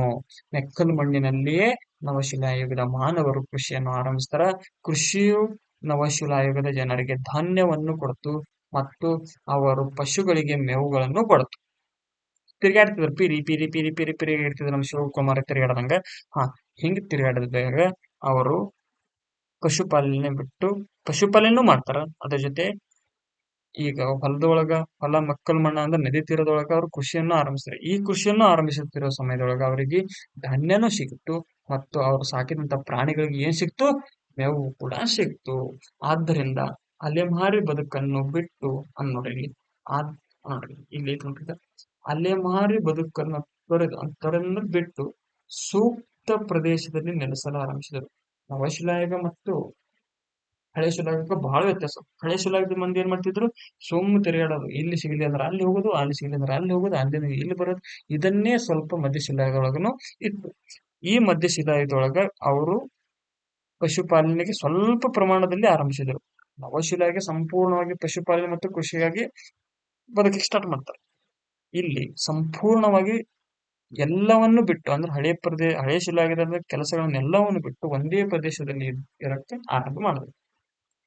ಹೀಗೆ ನೋಡ್ರಿ, ಹೀಗೆ ಕೃಷಿಯು ಸಂಸ್ಕೃತಿ ಮತ್ತು ನಾಗರಿಕತೆಗಳ ಉದಯಕ್ಕೆ ಮೊದಲ ಹೆಜ್ಜೆ ಆಯ್ತು. ಒಂದೇ ಕಡೆ ನಿಂತರು ಮಂದಿ ಬಂದಿತ್ತು. ದೊಡ್ಡ ಪ್ರದೇಶಗಳಾಗ ಹಳ್ಳಿ, ನಗರ ಈ ತರ ದೊಡ್ಡ ಪ್ರದೇಶ ಆಗಿ ಹೊರಹೊಮ್ಮತಾವ. ಭಾರತದ ಉಪಖಂಡಗಳಲ್ಲಿ ಮೊದಲ ಬಾರಿಗೆ ನೋಡ್ರಿ, ಒಂದ್ ನಿಮಿಷ ತಡ್ರಿ. ಭಾರತದ ಉಪಕರಣದಲ್ಲಿ ಕೃಷಿಯ ಆರಂಭಿಕ ಕುರುಹುಗಳು ಪಾಕಿಸ್ತಾನದ ಮೆಹರ್ಗರ್ ನೆಲೆಯಲ್ಲಿ ಕಂಡು ಬಂದಿವೆ. ಎಲ್ಲಿ ಕಂಡು ಬಂದವ? ಕೃಷಿ ಕುರುಹುಗಳು ಎಲ್ಲಿ ಕಂಡು ಬಂದ? ಪಾಕಿಸ್ತಾನದ ಮೆಹರ್ಗರ್ ನೆಲೆಯಲ್ಲಿ ಕಂಡು ಬಂದಿವೆ. ಇಲ್ಲಿನ ಇಲ್ಲಿನ ಜನರು ವಾಸಕ್ಕೆ ಒಣ ಇಟ್ಟಿಗೆಗಳಿಂದ ಮನೆಗಳನ್ನು ನಿರ್ಮಿಸಿದರೆ, ಕಾಶ್ಮೀರದ ಬುರ್ಜೋಮ ಪ್ರದೇಶದ ಜನರು ನೆಲದೊಳಗೆ ಗುಹೆಯನ್ನು ನಿರ್ಮಿಸಿಕೊಂಡರು. ನೋಡ್ರಿ, ಇಲ್ಲಿನ ಜನರು, ನವಶಿಲಾಯುಗ ಜನರು ವಾಸಕ್ಕೆ ಒಣ ಇಟ್ಟಿಗೆಗಳಿಂದ ಮನೆಗೆ, ಇಟ್ಟಿಗೆ ಈಗ ಇಟ್ಟಂಗಿರಲ್ಲ, ಇಟ್ಟಿಗೆ ಅಂದ್ರೆ ಇಟ್ಟಂಗಿ. ಇಲ್ಲಿಂದ ಜನರು ಇಲ್ಲಿ ಏನ್ ಮಾಡಿದ್ರು, ಮನೆಗಳನ್ನು ಕಟ್ಟಕ್ಕ ಇಟ್ಟಿಗೆಗಳನ್ನು ಯೂಸ್ ಮಾಡ್ಕೊಂಡ್ರು. ಆಗ ಮತ್ತು ಕಾಶ್ಮೀರದ ಜನರು ಏನ್ ಮಾಡ್ತಾರೆ, ಬುರ್ಜೋಮ ಪ್ರದೇಶದ ಜನರು ನೆಲದೊಳಗೆ ಗುಹೆಗಳನ್ನು ನಿರ್ಮಿಸಿಕೊಂಡರು. ಕೃಷಿಯಲ್ಲಿ ಉತ್ಪಾದಿಸಿದ ಧಾನ್ಯವನ್ನು ಸಂಗ್ರಹಿಸುವ ಸಮಸ್ಯೆ ಎದುರಾದಾಗ ಕೈಯಿಂದ ಮಣ್ಣಿನ ಮಡಿಕೆ ಮಾಡುವ ವಿಧಾನವನ್ನು ಕಂಡುಕೊಂಡರು. ನವಶಿಲಾಯುಗದೊಳಗೆ ಇದು ಕೆಲವೊಬ್ಬನ ಏನ್ ಕೊಟ್ಟನಂತಂದ್ರ, ಮಣ್ಣಿನ ಮಡಿಕೆ ಮಾಡೋದನ್ನು ಕಲ್ತಿದ್ರು ಹಳೆ ಶಿಲಾಯುಗದೊಳಗೆ. ಆದ್ರೆ ನುಣುಪಾಗಿ ಸಣ್ಣ ಗುಂಡಾಗಿ ಮಾಡೋದು ಯಾವಾಗ ಕಲ್ತಿದ್ದು, ಅದು ನವಶಿಲಾಯುಗದೊಳಗೆ ಕಲ್ತಿದ್ರು. ಅಲ್ಲದೆ ಹರೆಯುವ, ಕಟ್ಟುವ, ಬೀಸುವ ಸಾಧನಗಳನ್ನು ಬಳಕೆಗೆ ತಂದರು. ಈ ಕಾಲದಲ್ಲಿಯೇ ಆರಂಭಿಕ ಹಳ್ಳಿಗಳು ಏಳಿಗೆಗೆ ಬಂದವು. ಚಕ್ರದ ಪರಿಚಯವಾದ ನಂತರ ಗುಣಾತ್ಮಕ ಮತ್ತು ವೈವಿಧ್ಯಮಯ ಮಡಿಕೆಗಳ ತಯಾರಿಕೆಗಳ ಸಾಧ್ಯವಾಯಿತು. ಈ ಕಾಲದಲ್ಲಿ ಕಲ್ಲಿನ ಆಯುಧಗಳನ್ನು ಚೆನ್ನಾಗಿ ಉಜ್ಜಿ ನಯಗೊಳಿಸಿ ಬಳಸ್ತಿದ್ರು. ಉಜ್ಜುದಂದ್ರೆ ತಿಕ್ಕುದು.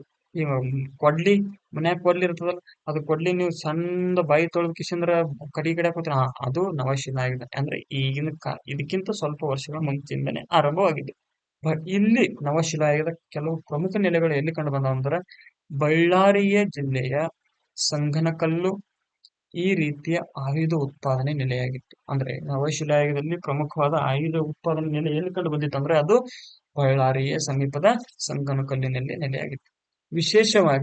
ವಿಶೇಷವಾಗಿ ಕೈಗಳಲ್ಲಿ ಮೂಳೆಗಳಿಂದ ತಯಾರಿಸಿದ ಆಯುಧಗಳನ್ನು ಬಳಸುತ್ತಿದ್ದರು. ಕರ್ನಾಟಕದ ಬನಹಳ್ಳಿ, ಬ್ರಹ್ಮಗಿರಿ, ಬೂದ್ಯಾಳ, ಹಳ್ಳೂರು, ಪಿಕ್ಲಿಹಾಳ, ಟಿ. ನರಸೀಪುರ, ಉತ್ನೂರು, ಬಿಹಾರದ ಚಿರಾಂಡ ಮುಂತಾದ ಕಡೆಗಳಲ್ಲಿ ನವಶಿಲಾಯುಗದ ನೆಲೆಗಳು ಕಂಡು ಬಂದಿವೆ. ಸಾಮಾನ್ಯವಾಗಿ ಈ ಕಾಲವನ್ನು ಇಂದಿಗೆ 9,000ದಿಂದ 5,000 ವರ್ಷಗಳವರೆಗೆ ಗುರುತಿಸಲಾಗಿದೆ. ಇಲ್ಲಿ ಗೊತ್ತಿರಲಿ ನಿಮ್ಗ, ಇನ್ನೊಂದು ಏನ್ ಹೇಳಕ್ ಇಷ್ಟಪಡ್ತೀನಿ ಅಂದ್ರ, ನೋಡ್ರಿ ಇದು ಹಳೆ ಶಿಲಾಯುಗ, ಮಧ್ಯಶಿಲಾಯುಗ ಮತ್ತು ನವಶಿಲಾಯುಗ. ಹಳೆ ಶಿಲಾಯುಗ ಯಾವಾಗ? 12,00,000ದಿಂದ 12,000. ಎಸ್, ಇದು 12,000ದಿಂದ ಎಷ್ಟು? 12,000ದಿಂದ 9,000. ಇದು 9,000ದಿಂದ 5,000. ಕೆಲವು ಬುಕ್ನೊಳಗೆ ಏನ್ ಕೊಟ್ಟಾನಂತಂದ್ರ 40,000ರಿಂದ 10, 10ರಿಂದ 8, 8ರಿಂದ 4, ಈ 4ರಿಂದ ಮುಂದೆ ಬಂದಿತ್ತಲ್ಲ, ಇದು ಲೋಹಗಳಿಗೆ ಅಂತ ಕೊಟ್ಟ. ಆದ್ರ ಈ ಗೌರ್ಮೆಂಟ್ ಬುಕ್ನೊಳಗ ಹೆಂಗ್ ಕೊಟ್ಟಾನ ಹಳೆ ಶಿಲಾಗ 12,000ರಿಂದ 12,00,000ದಿಂದ 5,00,000ದಿಂದ ನೋಡ್ರಿ. ಇಲ್ಲಿ ನೋಡ್ರಿ, ಇದು 12 ಅಲ್ಲ, ಇದು 5,00,000ದಿಂದ 12,000 ಹಳೆ ಶಿಲಾಗ. ಮಧ್ಯಶಿಲಾಗ 12,000ದಿಂದ 9,000. ನವಶಿಲಾಗ 9,000ದಿಂದ 5,000 ಅಂತ ಗೌರ್ಮೆಂಟ್ ಬುಕ್ ಅಂದ್ರೆ 6ನೇ ತರಗತಿಯಲ್ಲಿ ಕೊಟ್ಟ. ಇದಾದ ನಂತರ ನೋಡ್ರಿ, ಲೋಹಗಳ ಯುಗ. ಲೋಹ ಅಂದ್ರೇನು? ಕಟ್ಟಿಗೆ ಕಡೆ ಕೊಡ್ಲಿಬೇಕು, ತಾಮ್ರ, ಕಂಚು, ಈ ತರ ಲೋಹಗಳ ಲೋಹ ಅಂದ್ರೆ ಏನು? ಏನ್ ಲೋಹ ಅಂದ್ರ ಇದೇ ಕಬ್ಬಣ, ತಾಮ್ರ, ಕಂಚು, ತವರು, ಬಂಗಾರಗಳು, ಇವೆಲ್ಲ ಲೋಹಗಳೇ. ನವಶಿಲಾಯುಗದ ಕೊನೆಯ ಕಾಲಕ್ಕೆ, ನವಶಿಲಾಯುಗ ಮುಗಿತಲ್ಲ, ಎಲ್ಲಿ ಮುಗೀತು ನೋಡ್ರಿ. ನವಶಿಲಾಯುಗ ಎಲ್ಲಿ ಮುಗೀತು? 5,000ಕ್ಕೆ ಮುಗೀತು. ಈ 5,000 ಮುಗಿಯುವ ಸಮಯದೊಳಗ ಏನ್ ಆರಂಭ ಆಗ್ತದೆ ಅಂದ್ರೆ, ಅದೇ ಲೋಹಗಳ ಯುಗ ಆರಂಭ ಆಗ್ತದೆ. ಎಸ್, ಲೋಹಗಳ ಯುಗ ಆರಂಭ. ನವಶಿಲಾಯುಗದ ಕೊನೆಯ ಕಾಲಕ್ಕೆ ಲೋಹಗಳ ಬಳಕೆ ಆರಂಭವಾಗಿತ್ತು. ಮೊದಲು ಮಾನವರು ಬಳಸಿದ ಲೋಹ ಯಾವುದು? ತಾಮ್ರ. ಬಳಸಿದ್ದು ತಾಮ್ರ. ಆದ್ರೆ ಮನುಷ್ಯನಿಗೆ ಮೊದಲು ಪರಿಚಯವಾದ ಯಾವುದು ಅಂದ್ರೆ ಅದು ಬಂಗಾರ. ಇದು ಪ್ರಶ್ನೆ ಕೇಳೋಣ, ಹೋಲಿಸಕ್ಕೆ ಕೇಳೋಣ. ಮಾನವನಿಗೆ ಪರಿಚಯವಾದ ಮೊದಲ ಲೋಹ ಯಾವುದು? ತಾಮ್ರ ಕೊಟ್ಟನ, ಬಂಗಾರ ಕೊಟ್ಟನ, ತವರ್ ಕೊಟ್ಟನ, ಕಂಚು ಕೊಟ್ಟ. ಯಾವ್ದಾದ ಪರಿಚಯವಾಗಿದ್ದು ಬಂಗಾರ. ಆದ್ರೆ ಮನುಷ್ಯ ಬಳಕೆ ಮಾಡಿದ್ದು ಮೊದಲು ಯಾವುದು ಅಂದ್ರೆ ಅದು ತಾಮ್ರ. ತಾಮ್ರಕ್ಕಿಂತ ಏನಂತಾರೆ? ಕಾಪರ್. ಬಂಗಾರಕ್ಕ ಲ್ಯಾಟಿನ್ ಭಾಷೆಯಲ್ಲಿ ಅರ್ರಮ್ ಅಂತ ಕರೀತಾರೆ. ಇಂಗ್ಲಿಷ್ ಒಳಗ ಗೋಲ್ಡ್ ಅಂತ ಕರೀತಾರೆ. ತಾಮ್ರಕ್ಕೆ ತವರನ್ನು ಸೇರಿಸಿ ಕಂಚು ಉತ್ಪಾದಿಸಲಾಗುತ್ತದೆ. ಇದು ಮಿಶ್ರಲೋಹ. ಕಂಚು ಎನ್ನುವುದು ಮಿಶ್ರಲೋಹ. ಯಾಕೆ ಕಂಚು ಐತಂದ್ರೆ, ಈ ಕಂಚಿನೊಳಗೆ ತಾಮ್ರ ಮತ್ತು ತವರು ಇರ್ತದ. ಈ ತಾಮ್ರ ಮತ್ತು ತವರನ್ನು ಕೂಡಿಸಿ ಕಂಚು ಉತ್ಪಾದನೆ ಮಾಡ್ತಾರ. ಕಂಚು ಉತ್ಪಾದನೆ ಮಾಡೋದನ್ನು ಲೋಹಗಳ ಯುಗದಲ್ಲೇ ಕಂಡುಬರುತ್ತೆ. ಕಂಚು ತಾಮ್ರಕ್ಕಿಂತ ಗಡುಸಾದ ಅಂತಂದ್ರೆ ಏನು ಬಿರುಸ ಅಂತ ಅರ್ಥ. ಅದು ಉತ್ಕೃಷ್ಟವಾದ ಕನ್ನಡ ಭಾಷೆಯೊಳಗೆ ಗಡುಸು. ನಮ್ಮ ಭಾಷೆಯೊಳಗೆ ಬಿರುಸ ಅಂತಿರಲ್ಲ, ಇದೆ ಬಿರುಸ. ಗಡುಸಾದ ಇದ್ದಿದ್ದರಿಂದ ತಾಮ್ರಕ್ಕಿಂತ ಕಂಚು ಗಡುಸಾದ ಇರ್ತದ. ಹಂಗ ಕಂಚು ಅನ್ನೋದು ಇದು ಮಿಶ್ರಲೋಹ ಆಗಿರ್ತದೆ. ಇಲ್ಲಿ ನೋಡ್ರಿ ಮಿಶ್ರಲೋಹ, ಇದು ಕಂಚು ಮಿಶ್ರಲೋಹ ಆಗಿರ್ತದೆ. ನೆಕ್ಸ್ಟ್ ಏನದಂದ್ರ ನೆಕ್ಸ್ಟ್ ನೋಡ್ರಿ ತಾಮ್ರ ಮತ್ತು ಕಂಚಿನ ಶಿಲಾಯುಗ. ತಾಮ್ರ ಮತ್ತು ಕಂಚಿನ ಶಿಲಾಯುಗ ಆಯುಧಗಳ ಪ್ರಮಾಣ ಅಲ್ಪವಾಗಿದ್ದರಿಂದ ಅವುಗಳ ಜೊತೆಯಲ್ಲಿಯೇ ಶಿಲಾಯುಧಗಳು ಮುಂದುವರೆದವು. ಶಿಲಾಯುಧ ಅಂದ್ರೆ ಹಳೆ ಶಿಲಾಯುಧ. ಅಂದ್ರೆ ತಾಮ್ರ ಆ ಕಾಲಕ್ಕೆ ಎಲ್ಲಿ ಸಿಗ್ಬೇಕ್ರಿ, ಅದು ಶಾನೆನೂ ಇದ್ದಿರ್ಲಿಲ್ಲ. ತಾಮ್ರ ಮತ್ತು ಕಂಚುಗಳು ಇದ್ದು ಅದು ಭಕ್ಕು ಇದ್ದಿರ್ಲಿಲ್ಲ. ಭಕ್ಕು ಇರಲಾರ ಕಾರಣಕ್ಕೆ ಕೆಲವು ಸಲುವಾಗಿ ಪರಿಣಾಮಗಳು ಉಂಟಾಗ್ತಿದ್ವು. ಅಂದ್ರೆ ಎಲ್ಲ ಕಾಲಕ್ಕೆ ಎಲ್ಲಿ ಸಿಗ್ಬೇಕು ತಾಮ್ರ ಕಂಚು, ಸಿಗದೇ ಇದ್ದ ಕಾಲದೊಳಗ ಹಳೆ ಶಿಲಾಯುಧದೊಳಗೆ ಏನ್ ಬಳಕೆ ಮಾಡಿದ್ರಲ್ಲ ಆಯುಧಗಳು, ಇಂಥವು ಕೂಡ ನವಶಿಲಾಯುಧದೊಳಗ ಬಳಕೆ ಮಾಡ್ತಿದ್ರು. ಅವುಗಳ ಜೊತೆಯಲ್ಲಿ ನೋಡ್ರಿ ಅವುಗಳ ಜೊತೆಯಲ್ಲಿಯೇ ಶಿಲಾಯುಗದ ಮುಂದುವರಿತು. ಆದ್ದರಿಂದ ಈ ಕಾಲವನ್ನು ತಾಮ್ರ ಮತ್ತು ಕಂಚಿನ ಶಿಲಾಯುಗ ಎಂದು ಕರೆಯುತ್ತಾರೆ. ಶಿಲಾಯುಗದಲ್ಲಿ ಪ್ರಮುಖವಾಗಿ ಕಂಡುಬರತಕ್ಕಂತ ಲೋಹಗಳು ಅಂದ್ರೆ ಲೋಹ ಯುಗದಲ್ಲಿ ಪ್ರಮುಖ ಲೋಹಗಳು ಯಾವ ಅಂತಂದ್ರೆ ಅವು ಒಂದು ತಾಮ್ರ, ಇನ್ನೊಂದು ಕಂಚು. ಇದು 5,000 ವರ್ಷಗಳಿಂದ ಈಚೆಗೆ ಕಂಡುಬರುತ್ತೆ. ಈಚೆಗೆ ಅಂದ್ರೆ ಇತ್ತೀಚೆಗೆ. 5,000 ಅಂದ್ರೆ ಇಲ್ಲಿಯವರೆಗೆ ಕಂಡು ಬರತಕ್ಕಂತ ಯುಗ ಯಾವುದು ಅಂದ್ರೆ ಅದೇ ಲೋಹಗಳ ಯುಗ ಅಂತ ಕರಿತೀವಿ. ಕೃಷಿ ಮತ್ತು ಪಶುಪಾಲನೆ ಪ್ರಧಾನ ಉದ್ಯೋಗವಾಗಿತ್ತು. ಯಾವಾಗ ಶಿಲಾಯುಗ ಲೋಹ ಯುಗದೊಳಗ ಏನು ಉದ್ಯೋಗ ಆಗಿತ್ತು ಅಂತಂದ್ರೆ ಅದೇ ಕೃಷಿ ಮತ್ತು ಪಶುಪಾಲನೆ ಪ್ರಧಾನ ಉದ್ಯೋಗವಾಗಿತ್ತು. ಚಕ್ರಗಳಿಂದ ಮಾಡಿದ ಅಲಂಕೃತ ಮಡಿಕೆಗಳು ಈ ಕಾಲದಲ್ಲಿ ಕಂಡು ಬರುತ್ತವೆ. ತಾಮ್ರದ ಉಪಕರಣಗಳು, ಆಭರಣಗಳು, ಭೂಮಿಯನ್ನು ಆಳವಾಗಿ ಹೂಳಲು, ಹಣ್ಣನ್ನು ದುಡಿದು ಕೃಷಿ ಭೂಮಿಯಾಗಿ ಪರಿವರ್ತಿಸಲು, ಅಂದ್ರ ಕಂಚು ತಾಮ್ರದಿಂದ ಕೊಡ್ಲಿ ಮಾಡ್ತಿದ್ರು, ಗುದಲಿ ಗಡಗ ಇವೆಲ್ಲ ಮಾಡ್ತಿರ್ತಾರಲ್ಲ. ಈ ಗುದಲಿ ಗಡಗ ಮಾಡಕ್ಕ ಈ ಕೆಳಗೆ ಆಗದ ಕಿಶಿ ಅಂದ್ರ ಅದಕ್ಕೆ ಕೃಷಿ ಮಾಡಕ್ಕ ನಮಗೆ ಹೆಲ್ಪ್ ಆಗುತ್ತೆ. ಕಂಚಿನ ಉಪಕರಣಗಳು ನಿರಳವಾದವು. ಇದರಿಂದ ಆಹಾರ ಪದಾರ್ಥ ಉತ್ಪಾದನೆ ನೋಡ್ರಿ. ಈಗ ಹಳೆ ಶಿಲಾಯುಗದೊಳಗೆ ಏನೂ ಇರಲಿಲ್ಲ, ಬರೀ ಕಟ್ಟಿಗೆ ಇದ್ದು ಕೆಲವು ಕಲ್ಲುಗಳಿಂದ ಆಯುಧಗಳನ್ನ ಮಾಡಕ್ಕ, ಅಂದ್ರೆ ಕಾರ್ಜೆಟ್ ಇಂದ ಆಯುಧಗಳನ್ನು ಮಾಡಿದ್ರು. ಈ ಲೋಹ ಯುಗದೊಳಗ ಕಂಚಿನ ಸಹಾಯವನ್ನು ಪಡೆದುಕೊಂಡು ಕೆಲವು ಉಪಕರಣಗಳನ್ನು ಮಾಡ್ಕೊಂಡ್ರು. ಕೆಲವು ಉಪಕರಣ ಈಗ ಜಮೀನ್ ಇರ್ತದೆ, ಜಮೀನ್ ಒಳಗ ಗಿಡಗಳಿರ್ತದೆ, ಆ ಗಿಡಗಳನ್ನು ಕಡಿಯಾಕ ಕೊಡ್ಲಿ, ಕಡದ ಮ್ಯಾಲ ಅಲ್ಲಿ ಅಗ್ಯಾಕ ಚಲೋ ಭೂಮಿಯನ್ನು ಮಾಡಕ್ಕ ಬೆಡಿಗ ಕೊಡ್ಲಿ, ಈ ತರ ಗುದ್ಲಿ ಇಂಥವನ್ನು ಉಪಯೋಗ ಮಾಡಿಕೊಂಡು ಕೃಷಿಯನ್ನು ಆರಂಭ ಮಾಡಿ ಕೃಷಿಯನ್ನು ದೊಡ್ಡ ಮಟ್ಟದೊಳಗೆ ಉತ್ಪಾದನೆಯಲ್ಲಿ ಹೆಚ್ಚಳ ಕಂಡುಬಂತು. ನೋಡಿ, ಹೆಚ್ಚಳ ಕಂಡುಬಂತು. ಹೆಚ್ಚುವರಿ ಧಾನ್ಯಗಳನ್ನು ಅಗತ್ಯವಿರುವ ಪ್ರದೇಶಗಳಲ್ಲಿ ಕಳಿಸಿಕೊಡುವ ಮೂಲಕ ವ್ಯಾಪಾರ ವಹಿವಾಟು ಆರಂಭವಾಯಿತು. ಈಗ ನಮ್ಮಲ್ಲಿ ಜಾಸ್ತಿ ಬೆಳಿಗ್ಗೆ ಬಂತು ಅಂತ ಏನ್ ಮಾಡ್ತೀವಿ, ಅದನ್ನ ಒಯ್ದ ಕಿಶಿಂದ್ರ APMC ಕೊಡ್ತೀವಲ್ಲ, ಅಲ್ಲಿಂದ ಕೊಡೋದು ಬಂತು. ಇದು ಲೋಹಗಳ ಯುಗದಲ್ಲಿ ಆರಂಭವಾಯಿತು.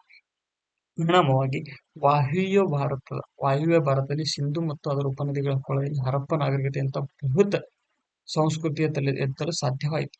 ಇದನ್ನು ಮೊದಲ ನಗರೀಕರಣವೆಂದೇ ಇತಿಹಾಸಕಾರರು ಗುರುತಿಸ್ತಾರೆ.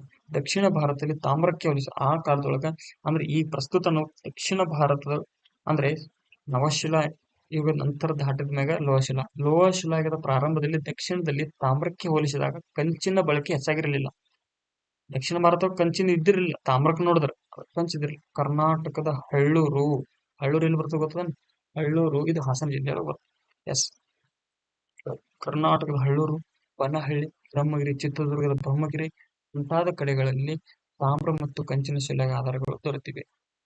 ಇಲ್ಲಿ ಚಿತ್ರದುರ್ಗದ ಬ್ರಹ್ಮಗಿರಿ ಮತ್ತು ಬನಹಳ್ಳಿ, ಕರ್ನಾಟಕದ ಹಳ್ಳೂರು ಎಲ್ಲಿ ಕಂಡು ಬರ್ತದೆ?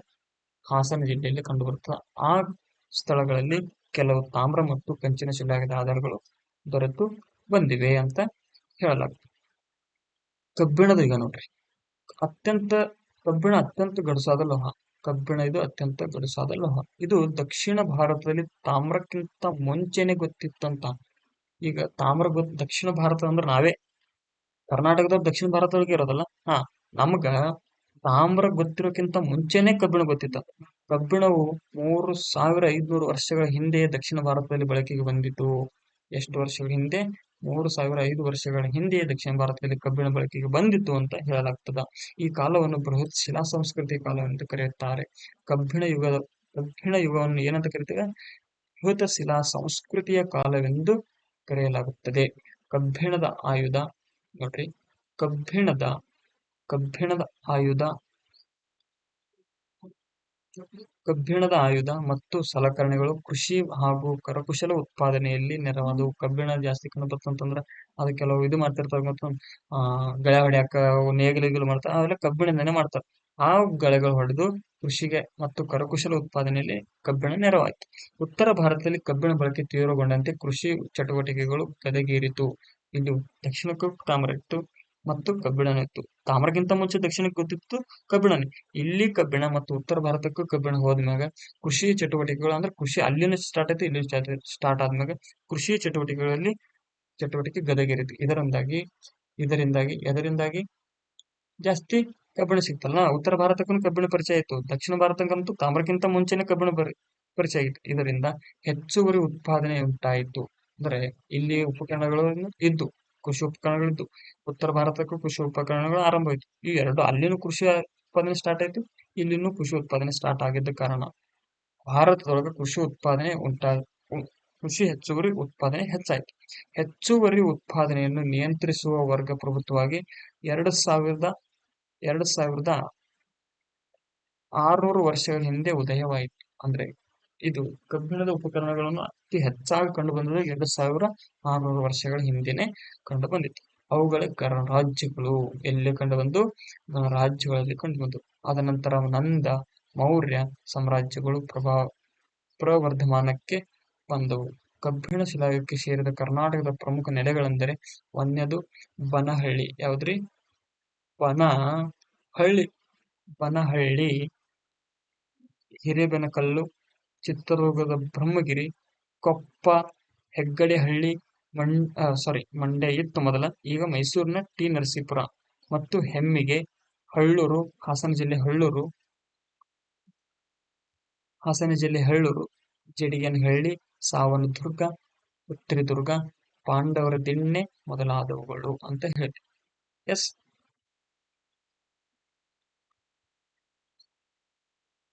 ಇಲ್ಲಿ ಕೆಲವು ಅಭ್ಯಾಸಗಳನ್ನು ಕೊಟ್ಟಿದ್ದ ನೋಡ್ರಿ. ಅಭ್ಯಾಸಗಳನ್ನು ಕೊಟ್ಟಿದ್ದಾನ. ಏನ್ ಕೊಟ್ಟನ್ರಿ? ಅಭ್ಯಾಸಗಳನ್ನು ಕೊಟ್ಟಾನ ನೋಡ್ರಿ. ಅಭ್ಯಾಸ ಏನದವ? ಅಕ್ಷರಗಳ ಪರಿಚಯ ಇಲ್ಲದ ಕಾಲಘಟ್ಟನ್ನು ಏನಂತ ಕರೀಲಿಕ್ಕೆ ಅಂತ ಹೇಳ್ತಾರೆ. ಏನಂತ ಹೇಳಿದ್ರಿ ನಿಮ್ಗೆ ಅಲ್ರಿ? ಅಕ್ಷರಗಳೇ ಇಲ್ಲ, ಅದಕ್ಕೆ ಏನಂತಾರ? ಪ್ರಾಗೈತಿಹಾಸಿಕ ಕಾಲ ಅಂತ ಕರೀತಾರೆ. ಸೂಕ್ಷ್ಮ ಶಿಲಾಯುಗವನ್ನು ನಾವು ಏನೆಂದು ಕರೆಯಲಾಗ್ತೇವೆ? ಸೂಕ್ಷ್ಮ ಯಾವಾಗ್ರಿ? ಮಧ್ಯ ಶಿಲಾಯುಗ ಅಂದ್ರೆ ಮಧ್ಯ ಶಿಲಾಯುಗ ಹಳೆ ಶಿಲಾಯುಗದ ಆಯುಧಗಳನ್ನು ಬಿಟ್ಟು ಸಣ್ಣ ಚುಪಾದಂತಹ ಆಯುಧಗಳನ್ನು ರೆಡಿ ಮಾಡ್ಕೊಳಕ್ ಸ್ಟಾರ್ಟ್ ಮಾಡ್ತಾರೆ. ಈ ಸಣ್ಣಾಗಿದ್ದಕ್ಕೆ ನಾವು ಏನಂತ ಹೇಳ್ತೀವಿ? ಮೈಕ್ರೋಲಿಥಿಕ್ ಅಂದ್ರೆ ಸೂಕ್ಷ್ಮ ಶಿಲಾಯುಗ ಅಂತ ನಾವು ಹೇಳ್ತೀವಿ. ಇನ್ನು ನಂತರ ಭಾರತ ಉಪಖಂಡದಲ್ಲಿ ಕೃಷಿ ಆರಂಭಿಕ ಕುರುಗಳು ಎಲ್ಲಿ ಕಂಡು ಬಂದವ? ಪಾಕಿಸ್ತಾನದಲ್ಲಿ ಕಂಡು ಬಂದದ. ಪಾಕಿಸ್ತಾನದ ಮೆಹರ್ಗರ್ನೊಳಗೆ ಕಂಡು ಬಂದವು. ಇತಿಹಾಸದ ಪಿತಾಮಹ ಅಂತ ನಾವು ಯಾರಿಗೆ ಕರಿತೀವಿ? ಇತಿಹಾಸದ ಪಿತಾಮಹ ಗ್ರೀಕ್ ದೇಶದ ಹೆರೋಡಾಟಸ್. ಈ ಹೆರೋಡಾಟಸ್ ಅನ್ನು ಯಾವ ದೇಶದ ಅಂತಂದ್ರ ಗ್ರೀಕ್ ದೇಶದ. ಈ ಗ್ರೀಕ್ ದೇಶಕ್ಕೆ ಏನಂತ ಹೇಳ್ತೀವಿ ಅಂತಂದ್ರ ಇತಿಹಾಸದ ತವರು ಮನೆ ಅಂತ ಹೇಳ್ತೀವಿ. ಏನಂತ ಹೇಳ್ತೀವಿ? ಇತಿಹಾಸದ ತವರು ಮನೆ ಅಂತ ಹೇಳ್ತೀವಿ. ನೆಕ್ಸ್ಟ್, ಇತಿಹಾಸದ 3 ಪ್ರಧಾನ ಕಾಲಗಳು: protohistory, prehistory, history. ಹಳೆಯ ಮಾನವ ಉಪಕರಣಗಳ ಹೆಸರಿಸಿರಿ, ಹೇಳಿನ ಎಷ್ಟುತನ, ಇವೆಲ್ಲ ನೀವು ಅಧ್ಯಯನ ಮಾಡ್ಬೇಕು ನೋಡ್ರಿ. ನೆಕ್ಸ್ಟ್ ಏನವ? ಇವೆಲ್ಲ ಚಟುವಟಿಕೆ ಗುಂಪಿನಾಗ ಚರ್ಚಿಸಬೇಕು. ನವಶಿಲಾಯುಗದ ಕೃಷಿ ಉದ್ಯಮಕ್ಕೆ ಕಾರಣವಾದ ಅಂಶಗಳು ಯಾವ್ಯಾವ ಅದಾವ? ಕಬ್ಬಿಣದ ಪರಿಚಯದಿಂದ ಕಬ್ಬಿಣ ಯುಗದಲ್ಲಿ ಉಂಟಾದ ಬದಲಾವಣೆಗಳು ಏನು ಅನ್ನೋದು ನೀವು ನಿಮ್ಮ ಸ್ನೇಹಿತರ ಜೊತೆ ಕೂತ್ಕೊಂಡು ಚರ್ಚಿಸಿರಿ ಅಂತ ಹೇಳ್ತಾ ಇವತ್ತಿನ ಕ್ಲಾಸ್ ಮುಗಿಯಕ್ಕಿಂತ ಮುಂಚೆ ನೆಕ್ಸ್ಟ್ ಯಾವ ಕ್ಲಾಸ್ ಅಂತಂದ್ರ ನಮ್ಮ ಹೆಮ್ಮೆ ಯಾವುದು? Bharat. We are proud off from Indians. ನಮ್ಮ ಭಾರತದ ಹೆಮ್ಮೆ ಅಂದ್ರೆ ಭಾರತ, ಇದು ನಮ್ಮ ಹೆಮ್ಮೆ ಬಗ್ಗೆ ನೆಕ್ಸ್ಟ್ ಕ್ಲಾಸ್ ಅಲ್ಲಿ ಹೇಳ್ತೀನಿ ಅಂತ ಹೇಳ್ತಾ ಇವತ್ತಿನ ಕ್ಲಾಸ್ನ ಎಂಡ್ ಮಾಡ್ತಾ ಇದ್ದೀನಿ. ಎಲ್ಲರಿಗೂ ಮತ್ತೊಮ್ಮೆ ನಮಸ್ಕಾರ.